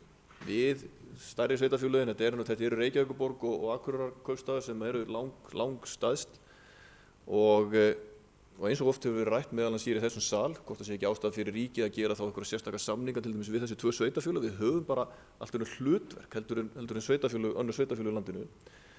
Og bara sem dæmi, þú veist alltaf erfitt þegar maður fer að nefna sveitarfélög og nafna að Reykjavíkurborg ber tiltölulega háan hlutfallslegan kostnað nettó per íbúa að félagsþjónustu og þá eru nágrannar sveitarfélögin, þess vegna þó er ég nú ekki að nefna þau, með tiltölulega lágan kostnað, sem þýðir bara það að Reykjavíkurborg er að veita þessa þjónustu fyrir sveitarfélög á höfuðborgarsvæðinu. Það sama gerist hér hjá okkur að við erum með tiltölulega háan kostnað á meðan nágrannar sveitarfélögin okkar eru ekkert með svo háan kostnað. En þetta er hérna, ég ætlum ekki sýnt bæjarfulltrúum eftir í rauninni þessa tengingu, en ef ykkur er áhugaði hér og núna þá er þetta bara sambandi.is undir verkefni félagsþjónusta útgefið efni. Þar geta menn komist í þessar upplýsingar og í þessu gögn. En bara sem til gamans, þá tók ég hérna bara svona til þess að taka eitthvað svona bara til upplýsinga að þegar við horfum til dæmis að þátt til dæmis eins og fjárhagsaðstoð, þá erum við ekkert hæðst til dæmis þar. Þannig að við erum ekkert hæðstendilega í öllum flokkunum þó við séum mjög hátt heilt yfir í félagsþjónustu. Og það er nefnilega svolítið athyglisvert, og það er þess vegna sem ég er að tala um þetta hérna, að Borgarfjarðarhreppur, sem er almennt ekki með mjög háa félagsþjónustu, þeir eru að borga sko nettó hæðst af rekstrarkostnaði per 1000 íbúa, eða 50.700 krónur sé ég hérna, á meðan að við erum samkvæmt þessum tölum, vel að merkja, þetta eru tölur frá 2013, þá erum við með 7.900 krónur. Þannig að það eru til einstaka þættir hjá okkur sem eru ekkert háir á meðan við erum að umfangi með miklu meiri þjónustu. Og þar vegur öldrunarþjónusta lang mest. Það er ekkert, hún telst inn í þessum félagsþjónustu tölum. Þannig að þegar að vera að tala um að framlög frá jöfnunarsjóði til verkefna, til sveitarfélagana, þá komu þau í gegnum einstök verkefni sem að bæjarfulltrúar að sjálfsögðu þekkja í gegnum málefna fatlaðra og önnur svona úrræði í barnaverndarþjónustu og svo framvegis en formaður velferðarráðs situr nú í stjórn jöfnunarsjóðs eins og hér er komið fram og hún getur kannski og alltaf kannski að fara betur í gegnum þá eftir, ég þekki það ekki en ég vildi bara aðeins minnast á þetta og þetta kemur alltaf annarslega til tals inn í stjórn sambandsins. Það er þessi munur á milli sveitarfélaga en við þurfum að halda þessu vakandi, við þurfum að halda umræðinu gangandi svo því það gerir það enginn fyrir okkur því að það er, við getum sagt að það sé ákveðin halli og við þekkjum alveg, þetta er ekki mýta að fólk flytur í sveitarfélaginu þar sem er þjónusta og það kallar á aukinn kostnað og því væri eðlilegast að við fengjum þennan kostnað með einhverjum hætti bættan ef við getum orðað það þannig en gleymum því ekki að við njótum líka af þessu tekna. Það verða til störf í kringum þetta og þetta skapar það að samfélagi hjá okkur er líka ríkt. Við höfum ekki bara að tala þetta sem eitthvað neikvætt. Aðeins að nokkrum öðrum punktum sem var minnst á hérna áðan. Það var bæjarfulltrúi Gunnar var að tala með fólk sem festist í kerfinu. Það alltaf eitthvað það að fólk í íbúðum eða í þjónustu hjá okkur rauninni þegar komið yfir ákveðin mörk. Við förum samt reglulega yfir þessi mörk en við vitum líka að það ekkert rosalega vinsælt að henda fólki út, ef við getum orðað það þannig. Þetta fólk getur líka verið tímabundið í góðum málum, við getum orðað þannig, og kemur svo bara aftur inn og þannig að það þarf að horfa á það að fólki sé komið út úr vandræðanum svona heildrænt, það er að segja yfir einhver tímabil en ekki bara á einhvert einstakt ár og það er náttúrulega ýmislegt sem að fólk glímir við. Það auðvitað getur líka gerst að fólk að glíma við tímabundin vandamál og þá komum við með tímabundna lausnir en fólk almennt í húsnæðiskerfinu hjá okkur fólk sem því miður komið þar að það á erfitt uppdráttar að minna sig aftur upp. Við erum samt að reyna að hjálpa því og mörguleyti tekst það en þetta fólk sem að fær aðstoð frá okkur í gegnum húsnæðiskerfið að því að við vitum að mörkin ekki það há að þetta fólk sem á orðið verulega erfitt. Þannig ég vildi bara bæta því við að starfsmenn okkar sem eru nú ekkert alltaf mjög vinsælir þegar við erum að úthluta til fólk sem að þarf þjónustuna að þá eru þau ekki vinsælli þegar við erum að segja fólki að það þurfi svo að víkja út úr kerfinu. Bæjarfulltrúi Ingibjörg kom inn á það með að við værum í sama liði og hér hefur verið mikil umræða þetta með ríki og sveitarfélög. Ég ætla ekki að halda langa ræðu það, ég hef oft haldið ræður hér í þessum ræðustól samskipti ríkis og sveitarfélaga en mér langar aðeins bara að segja frá því að ég og forseti bæjarstjórnar áttum fund með heilbrigðisráðherra og fjármálaráðherra í síðustu viku þar sem vorum að fara yfir þessi mál varðandi hjúkrunarheimilin. Og í stuttumáli sagt þá það bara einfaldlega þannig að stjórnvöld eru tilbúin til þess að setja ákveðna fjárhæð inn í málaflokkin en það bara fjármunir sem eru bara allt og litlir miðað við þá kröfulýsingu sem í dag. Og í dag erum við í rauninni með 2 kröfulýsingar. Við erum annars vegar með kröfulýsingu frá landlæknisembættinu og hins vegar með kröfulýsingu sem frá velferðarráðuneytinu eða heilbrigðisráðuneytinu. Og við höfum verið að fylgja þessari sem úr heilbrigðisráðuneytinu og ekki þá verið að uppfylla að öllu leyti kröfuna sem frá landlæknisembættinu, því hún gengur lengra og við þekkjum það á starfsstéttum sem að vinna hjá okkur að þær vilja horfa til kröfulýsingar landlæknisembættisins. Að þá var okkur bara einfaldlega tilkynnt á fundunum í síðustu viku að nú væri verið að skoða hvernig væri hægt að búa til kröfulýsingu sem passaði við fjárútlátun sem að ríkisvaldið ætlaði sér að setja í málaflokkin. Gott og vel. Við bentum þá á móti á það að ef sú kröfulýsing er lægri heldur en hún í dag, þá verður ríkið að vera með okkur í liði eða vinna með okkur í því að draga úr þjónustunni. Því við erum með þjónustuna þar sem kröfulýsingin núna og erum að borga með henni. Þannig ef við ætlum að lækka kröfurnar, þá þýðir það að við þurfum að gera breytingar, verulega breytingar á þjónustu, meiri breytingar heldur en við höfum verið að vinna í núna sjálf og það þýðir náttúrulega lítið annað heldur en það að við þurfum að þá vantilega fækka fólki eða draga úr vörukaupum og svo framvegis, það er að segja þjónustan einfaldlega minnkar. Og sumum finnst nú bara nóg við reyndar teljum okkur vera með mjög góða þjónustu en hún má samt ekkert vera mikið verri. Ég mæla ekki með því. Þannig að við þurfum svo sannarlega að vera í sama liði þegar við tökumst á þessi mál og það þýðir ekkert fyrir ríkisvaldið að búa til bara einhverja kröfulýsingar og segja, jú, við erum bara tilbúin að borga þetta því að hver gerir það ekki þegar tekjurnar minnka þá þarf maður að aðlaga sig að því, jú, vissulega, en þá verða þeir líka að koma að því með okkur, að þau verða þá líka að koma að því með okkur, það sé ríkisvaldið, ekki skilja okkur bara eftir með verkefni eða sjálfstætt starfandi fyrirtækin sem eru að reka öldrunarþjónustuna. Og ég ætla ekki að fara mikið dýpra en þetta í þennan fund, en gæti svo sem sagt ýmislegt skemmtilegt frá fundinum því að viðhorf embættismannanna sem voru á þessum fundi, vel að merkja embættismannanna, ég ekki að vitna í ráðherrana 2 sem voru með okkur, voru nefnilega með ólíkindum. Því þar vorum við bara einfaldlega tala þannig til okkar, það var bara að tala niður til okkar með það að við getum bara að gjöra svo vel og bara séð þessa þjónustu. Og við bentum á það að það stæði bara ekki til lögum að ættum að veita þessa þjónustu.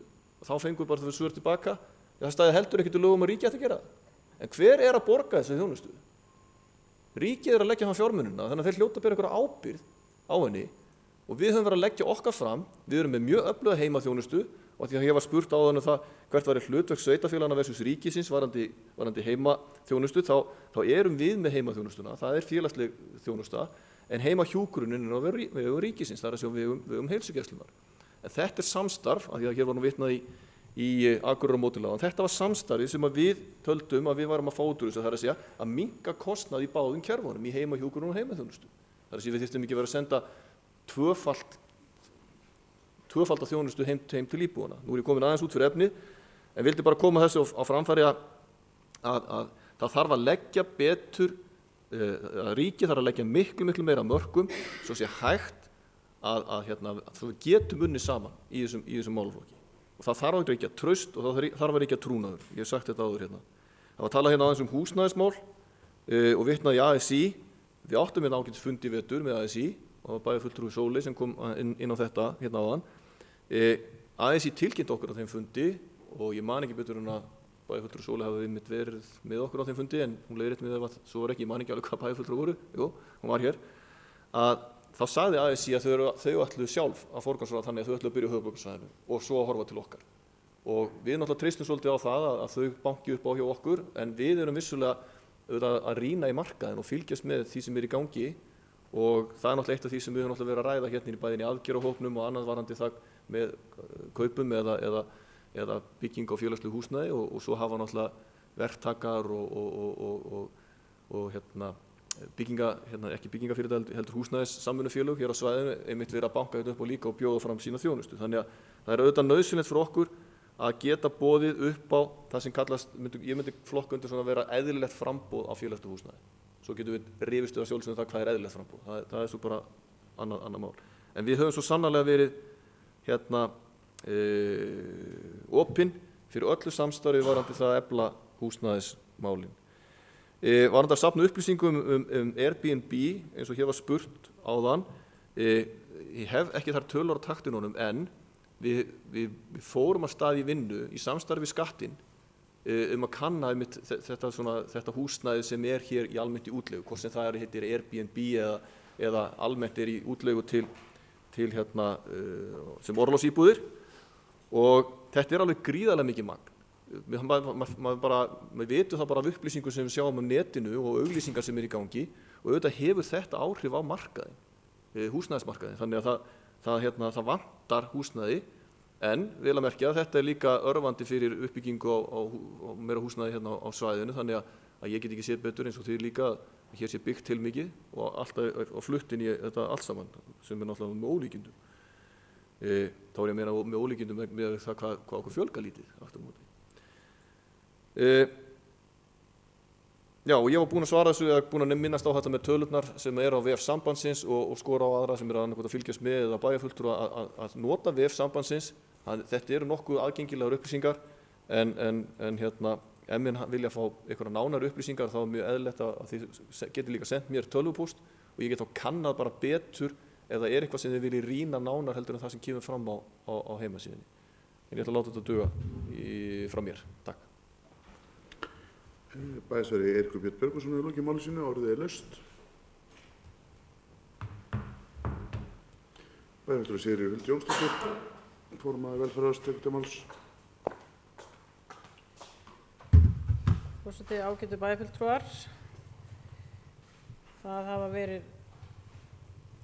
fínar umræður hér og svona flesta þessu átti maður nú alveg von á. Ég vissi alveg hvað kemi fyrst fram hjá bæjarfulltrúa Gunnar Gíslasyni að hér væri yfirferð en ekki stefna og ég held að það skipti ekki máli hver væri í framsögu í stefnuræðu úr hvaða flokki það væri, minnihluti myndi alltaf segja þetta.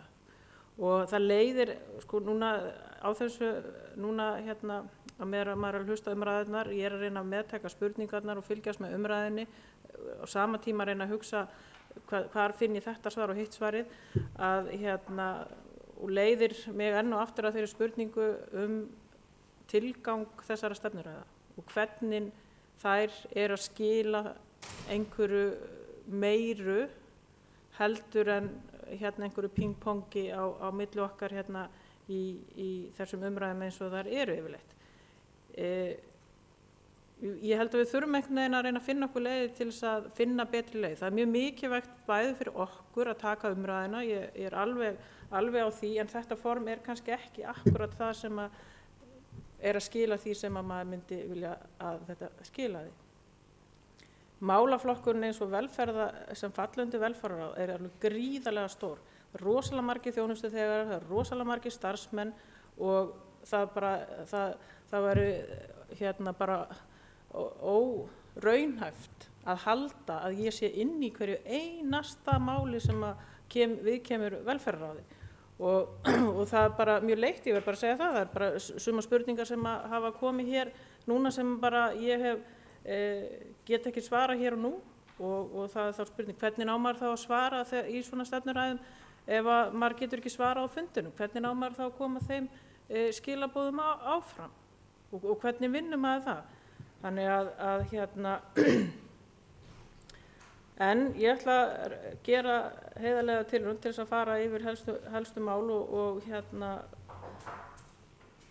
og sumt af þessu bara hreinlega vísa ég áfram inn í velferðarstefnuna og það var náttúrulega með vilja sem að ég var kannski ekkert mikið að horfa fram á við af því að við erum að vinna í velferðarstefnunni og erum ekkert búin að fara yfir alla málaflokkana.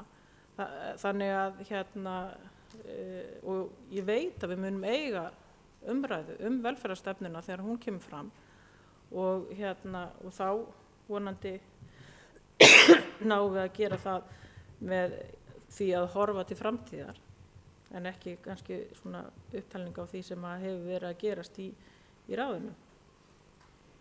Nú eins og spurningarna sem komum frá bæjarfulltrúa Gunnari eins og spáin þjónustu þegarna. Ég veit alveg þessi spái til. Ég hef ekki haft tíma til þess að akkurat þessum fundi til þess að rýna í þau gögn til þess að skoða hvernig þróunin hefur verið. En þróunin hins vegar svo, ég veit það. Það fjölgun í þjónustu til aldraðra og það fjölgun í þjónustu til fatlaðra. En hvort hún akkurat eins og þessi áætlun sagði til ég bara, því þyrfti ég að fletta upp. Og það mun koma fram í stefnunni þar sem að bæjarfulltrúi Gunnar spurði hvort það væri einhver svona samantekt til framtíðar á þjónustunni og það mun verða gert. Nú skilyrði fyrir fjárhagsaðstoð að eitthvað hægt að gera til þess að hafa áhrif á fjölda þeirra sem að þiggja fjárhagsaðstoðina.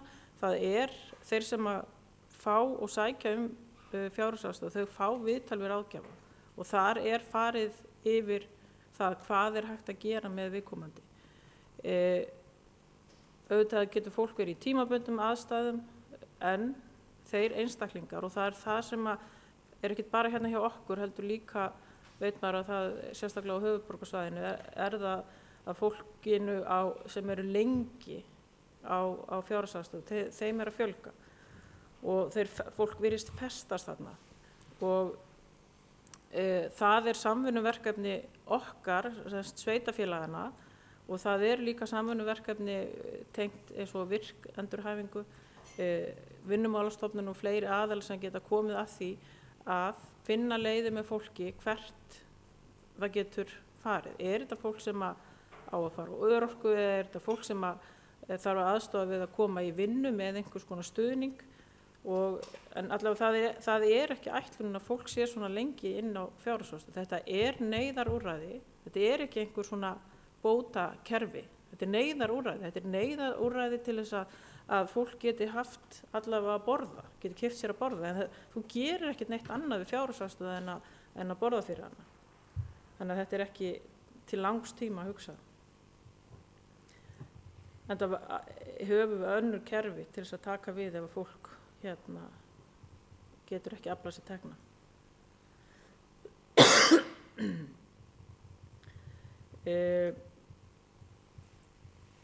Síðan spurði bæjarfulltrúi Gunnar sérstaka búsetu fyrir fatlað fólk, hvernig á að mæta þeirri aukningu.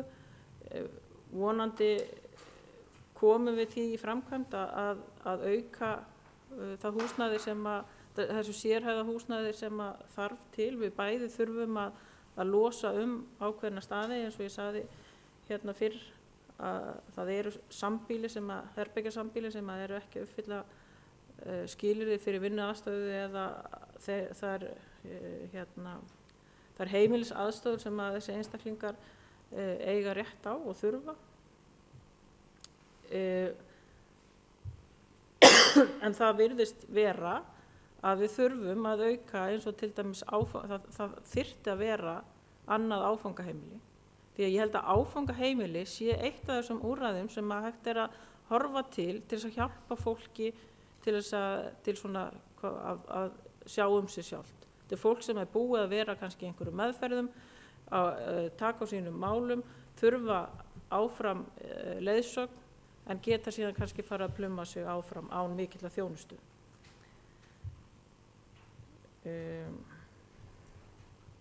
Og síðan með heimaþjónustuna, ég meina, kannski þurfum við að fara í einhverja forgangsröðun þar, og ég veit að það hefur verið unnið að því hjá búsetudeild og það á síðasta ári sést alveg að það hefur gengið eftir, að við erum kannski að minnka þessa þjónustu sem fer í hefðbundnu hefðbundnu en eru þá frekar að sinna öðrum félagslegum þáttum fyrir aldraða, hjálpa þeim til sjálfsbjargar og sinna félagslega hlutanum meira heldur en kannski það að það sé þurrkað af í stofunni. Með þjónandi leiðsögn og hvernig mat hefur verið á því, ég verð að vísa því bara eitthvað annað, ég hef ekki svörin hér og nú með það, að ég veit eins og að þetta hefur verið metið, en ég hef ekki í augnablikinu í höndunum niðurstöðu úr því. Og ég held að þetta, maður heyrið á starfsfólkinu að það að hafa svona, hvort sem það valdeflingin eða þjónandi leiðsögn eða edenstefnan, það að hafa einhverja hugmyndafræði til þess að vinna út frá, það hefur breytt því hvernig starfsfólk hugsar vinnuna sína og þá sem þau eru að vinna fyrir. Það hefur alveg komið fram í samtölum við fólk. Síðan spurði Gunnar Gíslason íbúðir í félagslega kerfinu. Hefur einu sinni komin inn í kerfið, ert þá ekki bara fastur þar inni aldur og ævi, og eins og ég skildi bæjarfulltrúi Gunnar Gíslason var það að fólk væri þá kvart yfir því að aðrir komist ekki að, því að hinir eru bara þarna alltaf, hvort sem að þeir eiga uppfylla skilyrðin en ekki. Fólk sækir húsnæði á hverju einasta ári, það þarf að skila inn gögnum á hverjum einasta ári. Þannig að það farið yfir það, hvort að hafa orðið breytingar á högum einstaklingana, þannig að hvort þeir eigi það áfram rétt á því að vera í þessu húsnæði. Og auðvitað eru alltaf einhverjir sem dett út. Ég hef ekki akkúrat töluna hversu margir það eru, þeir eru ekki margir, en hreyfingin á listanum er mjög hægur, en það er bara þannig og aukningin á umsóknum félagslegt húsnæði hérna á vegum bæjarins er mjög mikil á síðustu árum, og það er hreinlega bara út af því að fólk er fast í einhver fátækra gildru. Og það sýnir sig líka þegar fólk kemst aldrei upp úr þessu.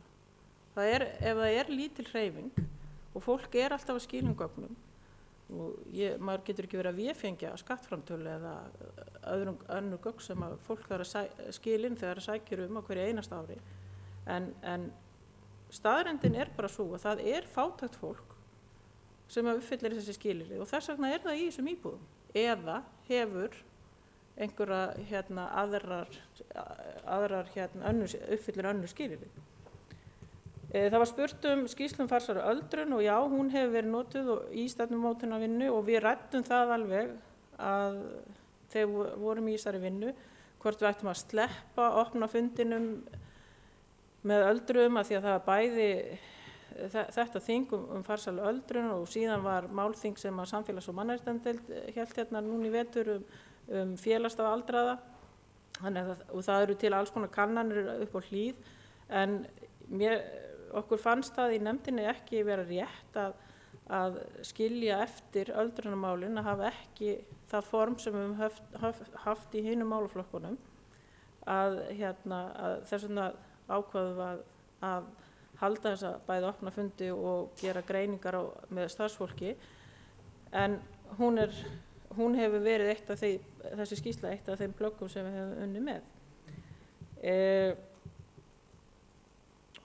Síðan með rekstur öldrunarheimilina, það er náttúrulega búið að koma svo sem fram hérna hjá öðrum hér en sjálfsögðu er það okkar og náðu ekki alveg það sem að bæjarfulltrúi Gunnar sagði hvað markmið sem bæjarstjórn ætlaði að setja sér þarna í rekstrar úttektinni, hvernig við ætluðum að ná hagræðingu í rekstri.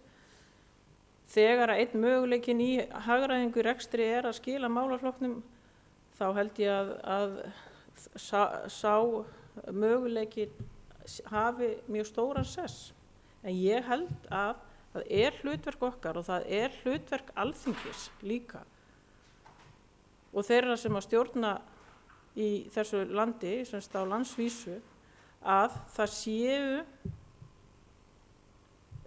tekjur til þess að standa undir þeim velferðarmálum sem við ætlum okkur að hafa hér á þessu landi. Og við getum alveg sett okkur einhver markmið en þegar að hinn aðilinn, hann hlustar ekki einu svona á okkur, að þá mjög erfitt fyrir okkur að komast að. Ég held að við höfum öll þá markmið hér inni að reka þessa þjónustu þannig að hún sé ekki í tapi. En þegar tekjurnar eru ekki nægar, duga rétt svo fyrir launum, að þá erum við í rosalega erfiðri stöðu. Við getum ekki komið með meiri tekjur hérna inn nema í gegnum ríkið. Eða að við erum að nota okkar tekjur sem eiga að fara í önnur mál inn í þessi verkefni. Og ég bara tek alveg undir það sem að bæjarfulltrúi Preben kom hér inn á áðan. Maður spyr sig stundum til hvers erum við með þetta sveitarstjórnarstig. Bæjarfulltrúi Ingibjörg, hún spurði hvort að aðra stefnur yrðu settar inn í stefnuna. Það var nú kannski ekki ætlun að setja aðra stefnur inn í stefnuna, stefnur annara málaflokka en að velferðarstefnan væri svona reglíf fyrir aðra nefndir til þess að vinna að. Og það búið til dæmis og við erum með í nefndum núna yfirferð á nýrri mannauðsstefnu bæjarins. Þannig að það þá við erum búin að fá orðið velferðarstefna til velferðarmálana en ekki inn í mannauðsstefnuna. Hluti af henni var eitthvað sem hét velferðarstefna og fjallaði eitthvað allt annað en beint velferðarmál. Það var búið að koma fram hjá bæjarstjóra með það ríki sem að rekur heima hjúkrun en við heima þjónustuna.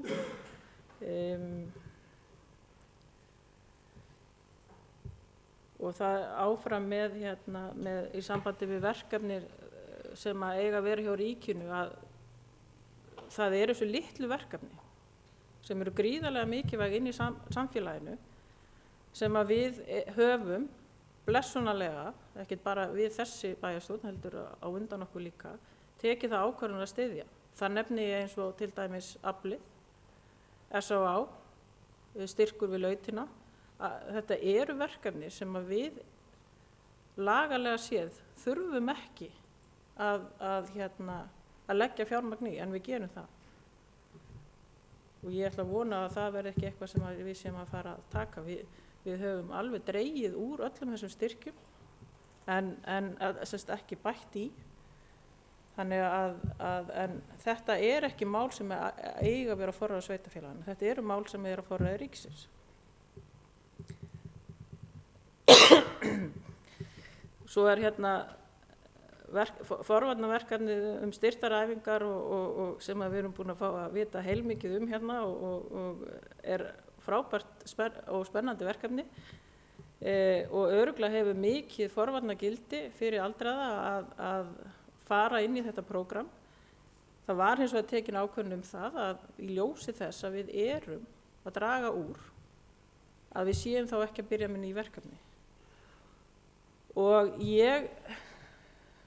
margt í því sem að telst velferðarþjónustu og þjónustu á vegum sveitarfélaganna og líka á vegum ríkisins, að það hver okkar eigin ábyrgð á til dæmis okkar eigin heilsu. Hún stundum bara svolítið mikið hjá okkur sjálfum. Og það líka það sem það þarf að koma áfram til fólks. Það ekki bara einhverja skyndilausnir sem að bærinn á að sjá eða ríkið eða einhver allt annar en ég. Ég ætla bara ekkert að hugsa heilsuna mína, það einhver annar sem á að gera það. Og ef ég þarf á þjónustuna að halda þá bara það einhver annar sem þá ég bara rétt á þessu og hinu. En hérna, fólk velur sér ekkert veikindi en við getum gert ýmislegt til þess að okkur líði betur og ýmislegt sem við getum gert. Ég gæti sjálf til dæmis verið miklu duglegri að hreyfa mig en ég en það mín ábyrgð líka. Bæjarfulltrúi Sóley, hún spurði SIS-matið, hvort að við séum sátt við það eitthvað sem þarf að laga eða bæta þar og SIS-matið ekkert ég meina þetta matskvarði til þess að meta þjónustuþörf út frá þjónustuþörf fatlaðra og það ekkert eitthvað allsherjar lausnin og ekkert endilega besta reikni líkani sem notað til þess að ákvarða fjármagn vegna þessara þjónustu en þetta það sem að ákveðið var að nota og þetta notað í mörgum öðrum löndum. Ég sjálf alveg hef efasemdir sumt þarna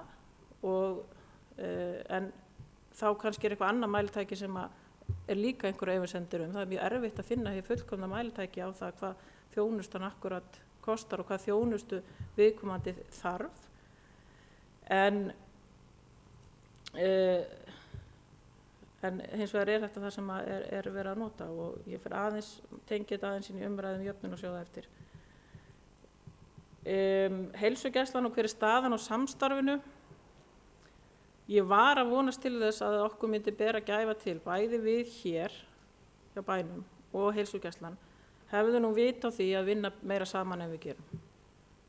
Og síðast þegar ég vissi það eru hugmyndir að heimahjúkrun fari úr húsnæði bæjarins sem hérna upp í íþróttahöll og fari annað. Og það breytir enn og aftur þessari samvinnu okkar en það sem mest samvinnan næturvaktir og helgarþjónustu til þeirra sem þurfa á heimahjúkrun að halda og þar svona ákveðið samstarf en ég held að molni undan þessu samstarfi því miður. Og það ekkert bara við heilsugæsluna að sakast þar, það líka við eigum að vera kannski djarfari að krefjast samvinnu. Það búið að fara nokkuð yfir hlutverk eða þessa umræðu húsnæðismálin og ASÍ og leiguíbúðir og það verið að vinna og það starfsmaður bæjarins byrjaður að fara yfir þessar leigumarkað til ferðamanna eins og booking.com og Airbnb. Það verið að tala 300 íbúðir hérna á Akureyri sem svolítið stór hluti þegar að það til dæmis 180 manns að bíða eftir félagslegu húsnæði. Kannski einhver á þeim lista sem gætu verið í einhverjum af þessum 300 íbúðum ef að það væri ekki svona mikil spenna á markaðinu. Og ég veit að þetta verður tekið fyrir bæjarráði fljótlega. Og í allir þessar umræðum félagslegt húsnæði þá verðum við að passa okkur á því að gera greinarmun á milli félagslegara íbúða og ódýra íbúða. Það að fólk sem er bara með svona kannski undir meðaltekjum sé að sækja félagslegt húsnæði af því að það kannski öryggi, það ódýrara, það ekki einstaklingum sem uppfyllir skilyrðu félagslegt húsnæði. Og við verðum að passa okkur að gera þennan greinarmun og hamra á því sem farið á stað, þessi umræða að byggja ódýrt. Þannig að fólk sem að taka sín fyrstu skref eða það bara vill einfalt ódýrt húsnæði, að það sé í boði, það sé ekki bara alltaf í boði 3 herbergja íbúðir með bílakjallara og útsýni yfir hafið eða hvað sem það þær íbúðir náttúrulega til líka, en ef maður vill bara ódýrt húsnæði eða maður hefur ekki efni á dýrari eign en maður ekki, samt það tekjuhára, maður getur ekki farið inn í félagslega kerfi.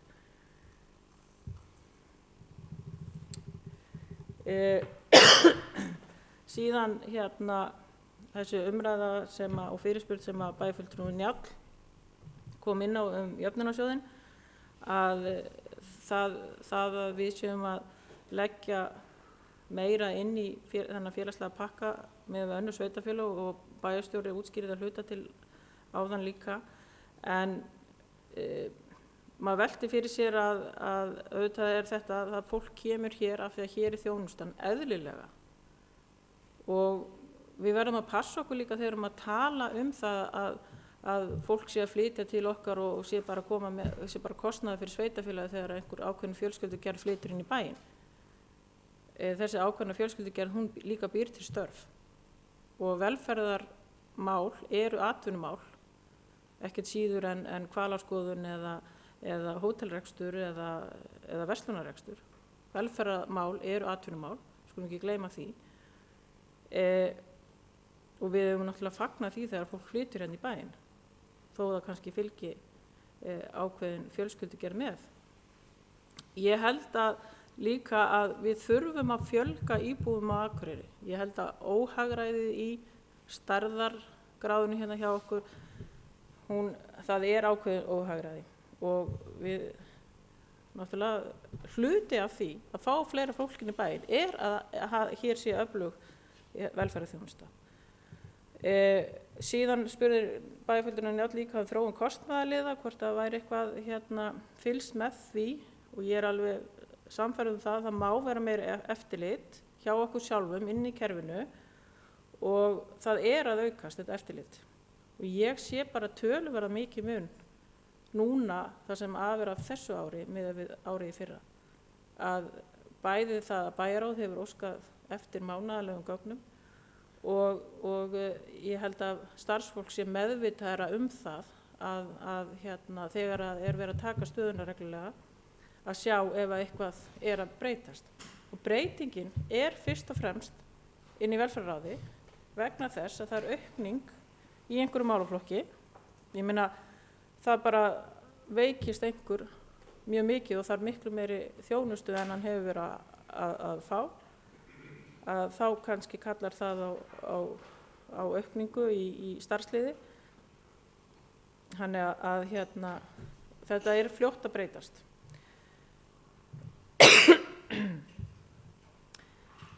Það kom fyrirspurn jöfnunarsjóð. Kostnaðurinn hjá okkur hérna á Akureyri, er hann meiri miðað við aðra, og hefur það eitthvað verið skoðað? Ég hef óskað eftir því að fá upplýsingar þetta inn í jöfnunarsjóð, að það mjög flókið allt, SIS-matið flókið, og allt sem að viðkemur hvernig fjármagni deilt í gegnum jöfnunarsjóð, og allt og langt mál að fara að reyna að útskýra það hér, en í stuttu máli það þannig að ég óskaði eftir því að þeir sem eru með hæsta matið og eru að fá mestu greiðslurnar, að það sé borið saman á milli sveitarfélaga, og það vonandi verið að vinna því hjá starfsfólki jöfnunarsjóðs.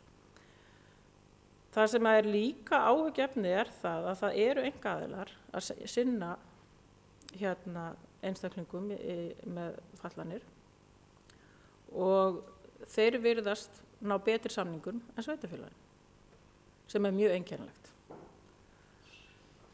Og það að þegar við erum að tala einstaklinga, mér ljótt að segja þetta, dýrustu einstaklingarnir, því að þetta eru að sjálfsögðu manneskjur hann á bakvið, en þeir þurfa mjög mikla þjónustu sem kosta mikinn pening og við erum að tala 20 milljóna á ári. Og þjónustu þörfin þeirra, hún er ekkert sprottin bara upp úr einhverju þurru. Þeir þurfa virkilega þessa þjónustu og SIS-matið nær ekkert alltaf nógu vel utanum þegar að fólk er komið með mjög umfólksmikla þjónustu þörf. Og það sem að er líka mjög dapurt það, af því að velferðarmál eru atvinnumál, ekkert bara hér, heldur öðrum sveitarfélögum líka, að þegar að einhver einstaklingur með mikla þjónustu þörf flytur frá einu sveitarfélagi til okkar, þá er Jöfnunarsjóður að greiða með einstaklingnum á þeim stað sem hann var á stundum í marga mánuði áður en Akureyri fær greitt fyrir hann. Og þetta er mjög galið kerfi að peningurinn skuli ekki fylgja bara einstaklingunum allavega einhver mánuðir eða eitthvað slíkt sem að þessi yfirfærsla tekur.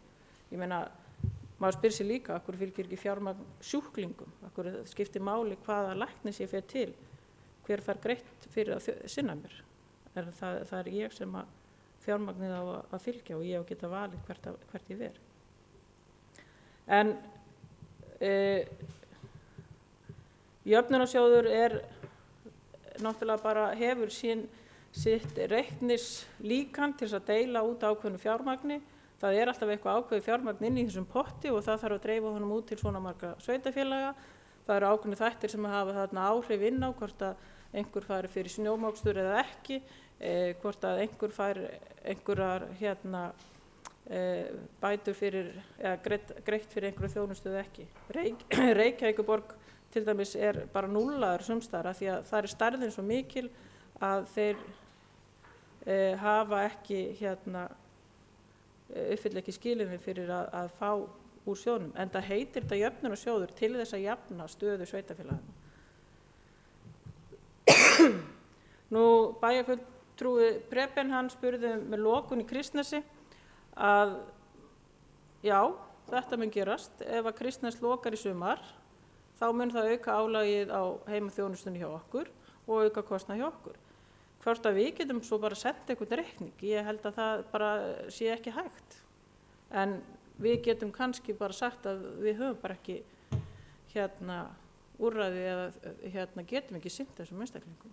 Að þá er það sjúkrahúsið sem þyrfti að taka við viðkomandi. Þannig að ríki getur gert svona hluti og það er einmitt út frá því sem að bæjarfulltrúi Preben sagði áðan, ég meina til hvers erum við sveitarstjórnarstigið, ég meina það til þess að geta svarað fyrir ríkið þegar að því hentar. En það sem að gerast í þessari heimaþjónustu það að myndast biðlistar og þeir munu aukast í sumar og það sem er líka að breytast það að við eigum kannski ekki alltaf gott með að manna í stöður og ég veit að það er það sem er að gerast á Hlíð.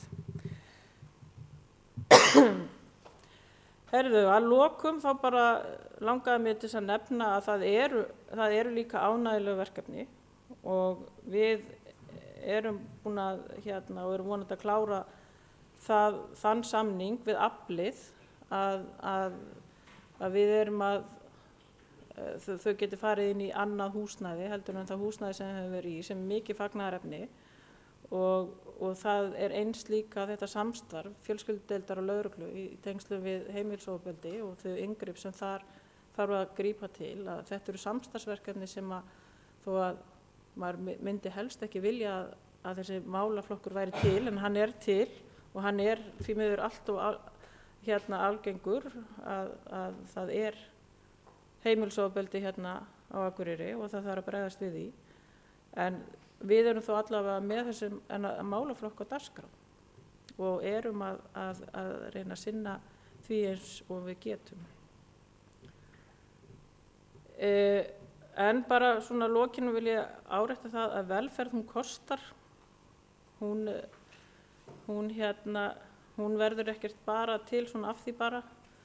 Hún kostar og það okkar að finna leiðir til þess að gera velferð þannig að sem flestir geti notið þess að búa í okkar samfélagi. Og það líka kostar þá það að við þurfum að hafa hér réttlátt skattkerfi. Nú við eldumst, við flýjum það ekkert og fjöldi aldraðra hann er ekkert búinn að ná toppi ennþá. Og það sem að sorglega er að gerast og er að gerast hér eftir hrun og sérstaklega á síðustu 4-5 árum að fæðingum er að fækka. Og mér finnst það mjög mikið áhyggjuefni að fæðingum sé að fækka á landsvísu. Við með þessu áframhaldi það minnum við komin niður í 1,9 börn á konu í dag. Og við náum ekki að viðhalda okkur. Við náum ekki að viðhalda stofninum. Ef við værum hjá Hafró þá væru þeir með miklar áhyggjur. Þannig að mér finnst að ég sakna þess að heyra ekki meira umræðum það að okkur ekki að fjölga. Nú við þurfum kannski að breyta einhverju forgangsröðun og það þá verkefni okkar að fara í það og við verðum líka að horfa til þess að láta ekki draga okkur of mikið onni í þessa neikvæðu umræðu. Við þurfum að spara og við þurfum að spara og við þurfum að spara, en hvers konar samfélag viljum við vera og reyna þá að berjast fyrir því samfélagi. Takk fyrir.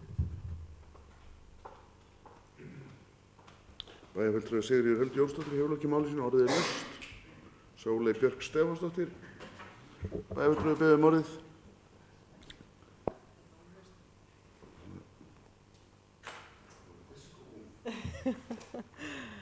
Ég stóðst ekki mátið að taka upp þessa umræðu fjölgun af því að það bara þannig að það fullt af fólki í þessum heimi, að miklu meira nóg fólki í þessum heimi, þessi enga ástæði til þess að viðhalda stofni Akureyringa frekar en annarra og ég held að við ættum bara beita okkur betur í því að taka móti fleira fólki til þess að halda uppi íbúafjölda, því það bara eitthvað sem við getum virkilega grætt á svo marga vegu. Þannig að ég held að ekki það ég sé yfir höfum á móti því að fólk stundi kynlíf eða eignast börn, það ágætt út fyrir sig, en ég hef enga stórar áhyggjur af því að bæjarfélagi líði undir lok. Það að segja ekki að við erum opin og hugsa með lausnum. Takk. Bæjarfulltrúi Sóley Björk Stefánsdóttir hefur lokið máli sínu, orðið laust. Þá segjum við þessari umræðu lokið og snúum okkur að 7. lið í útsendri dagskrá.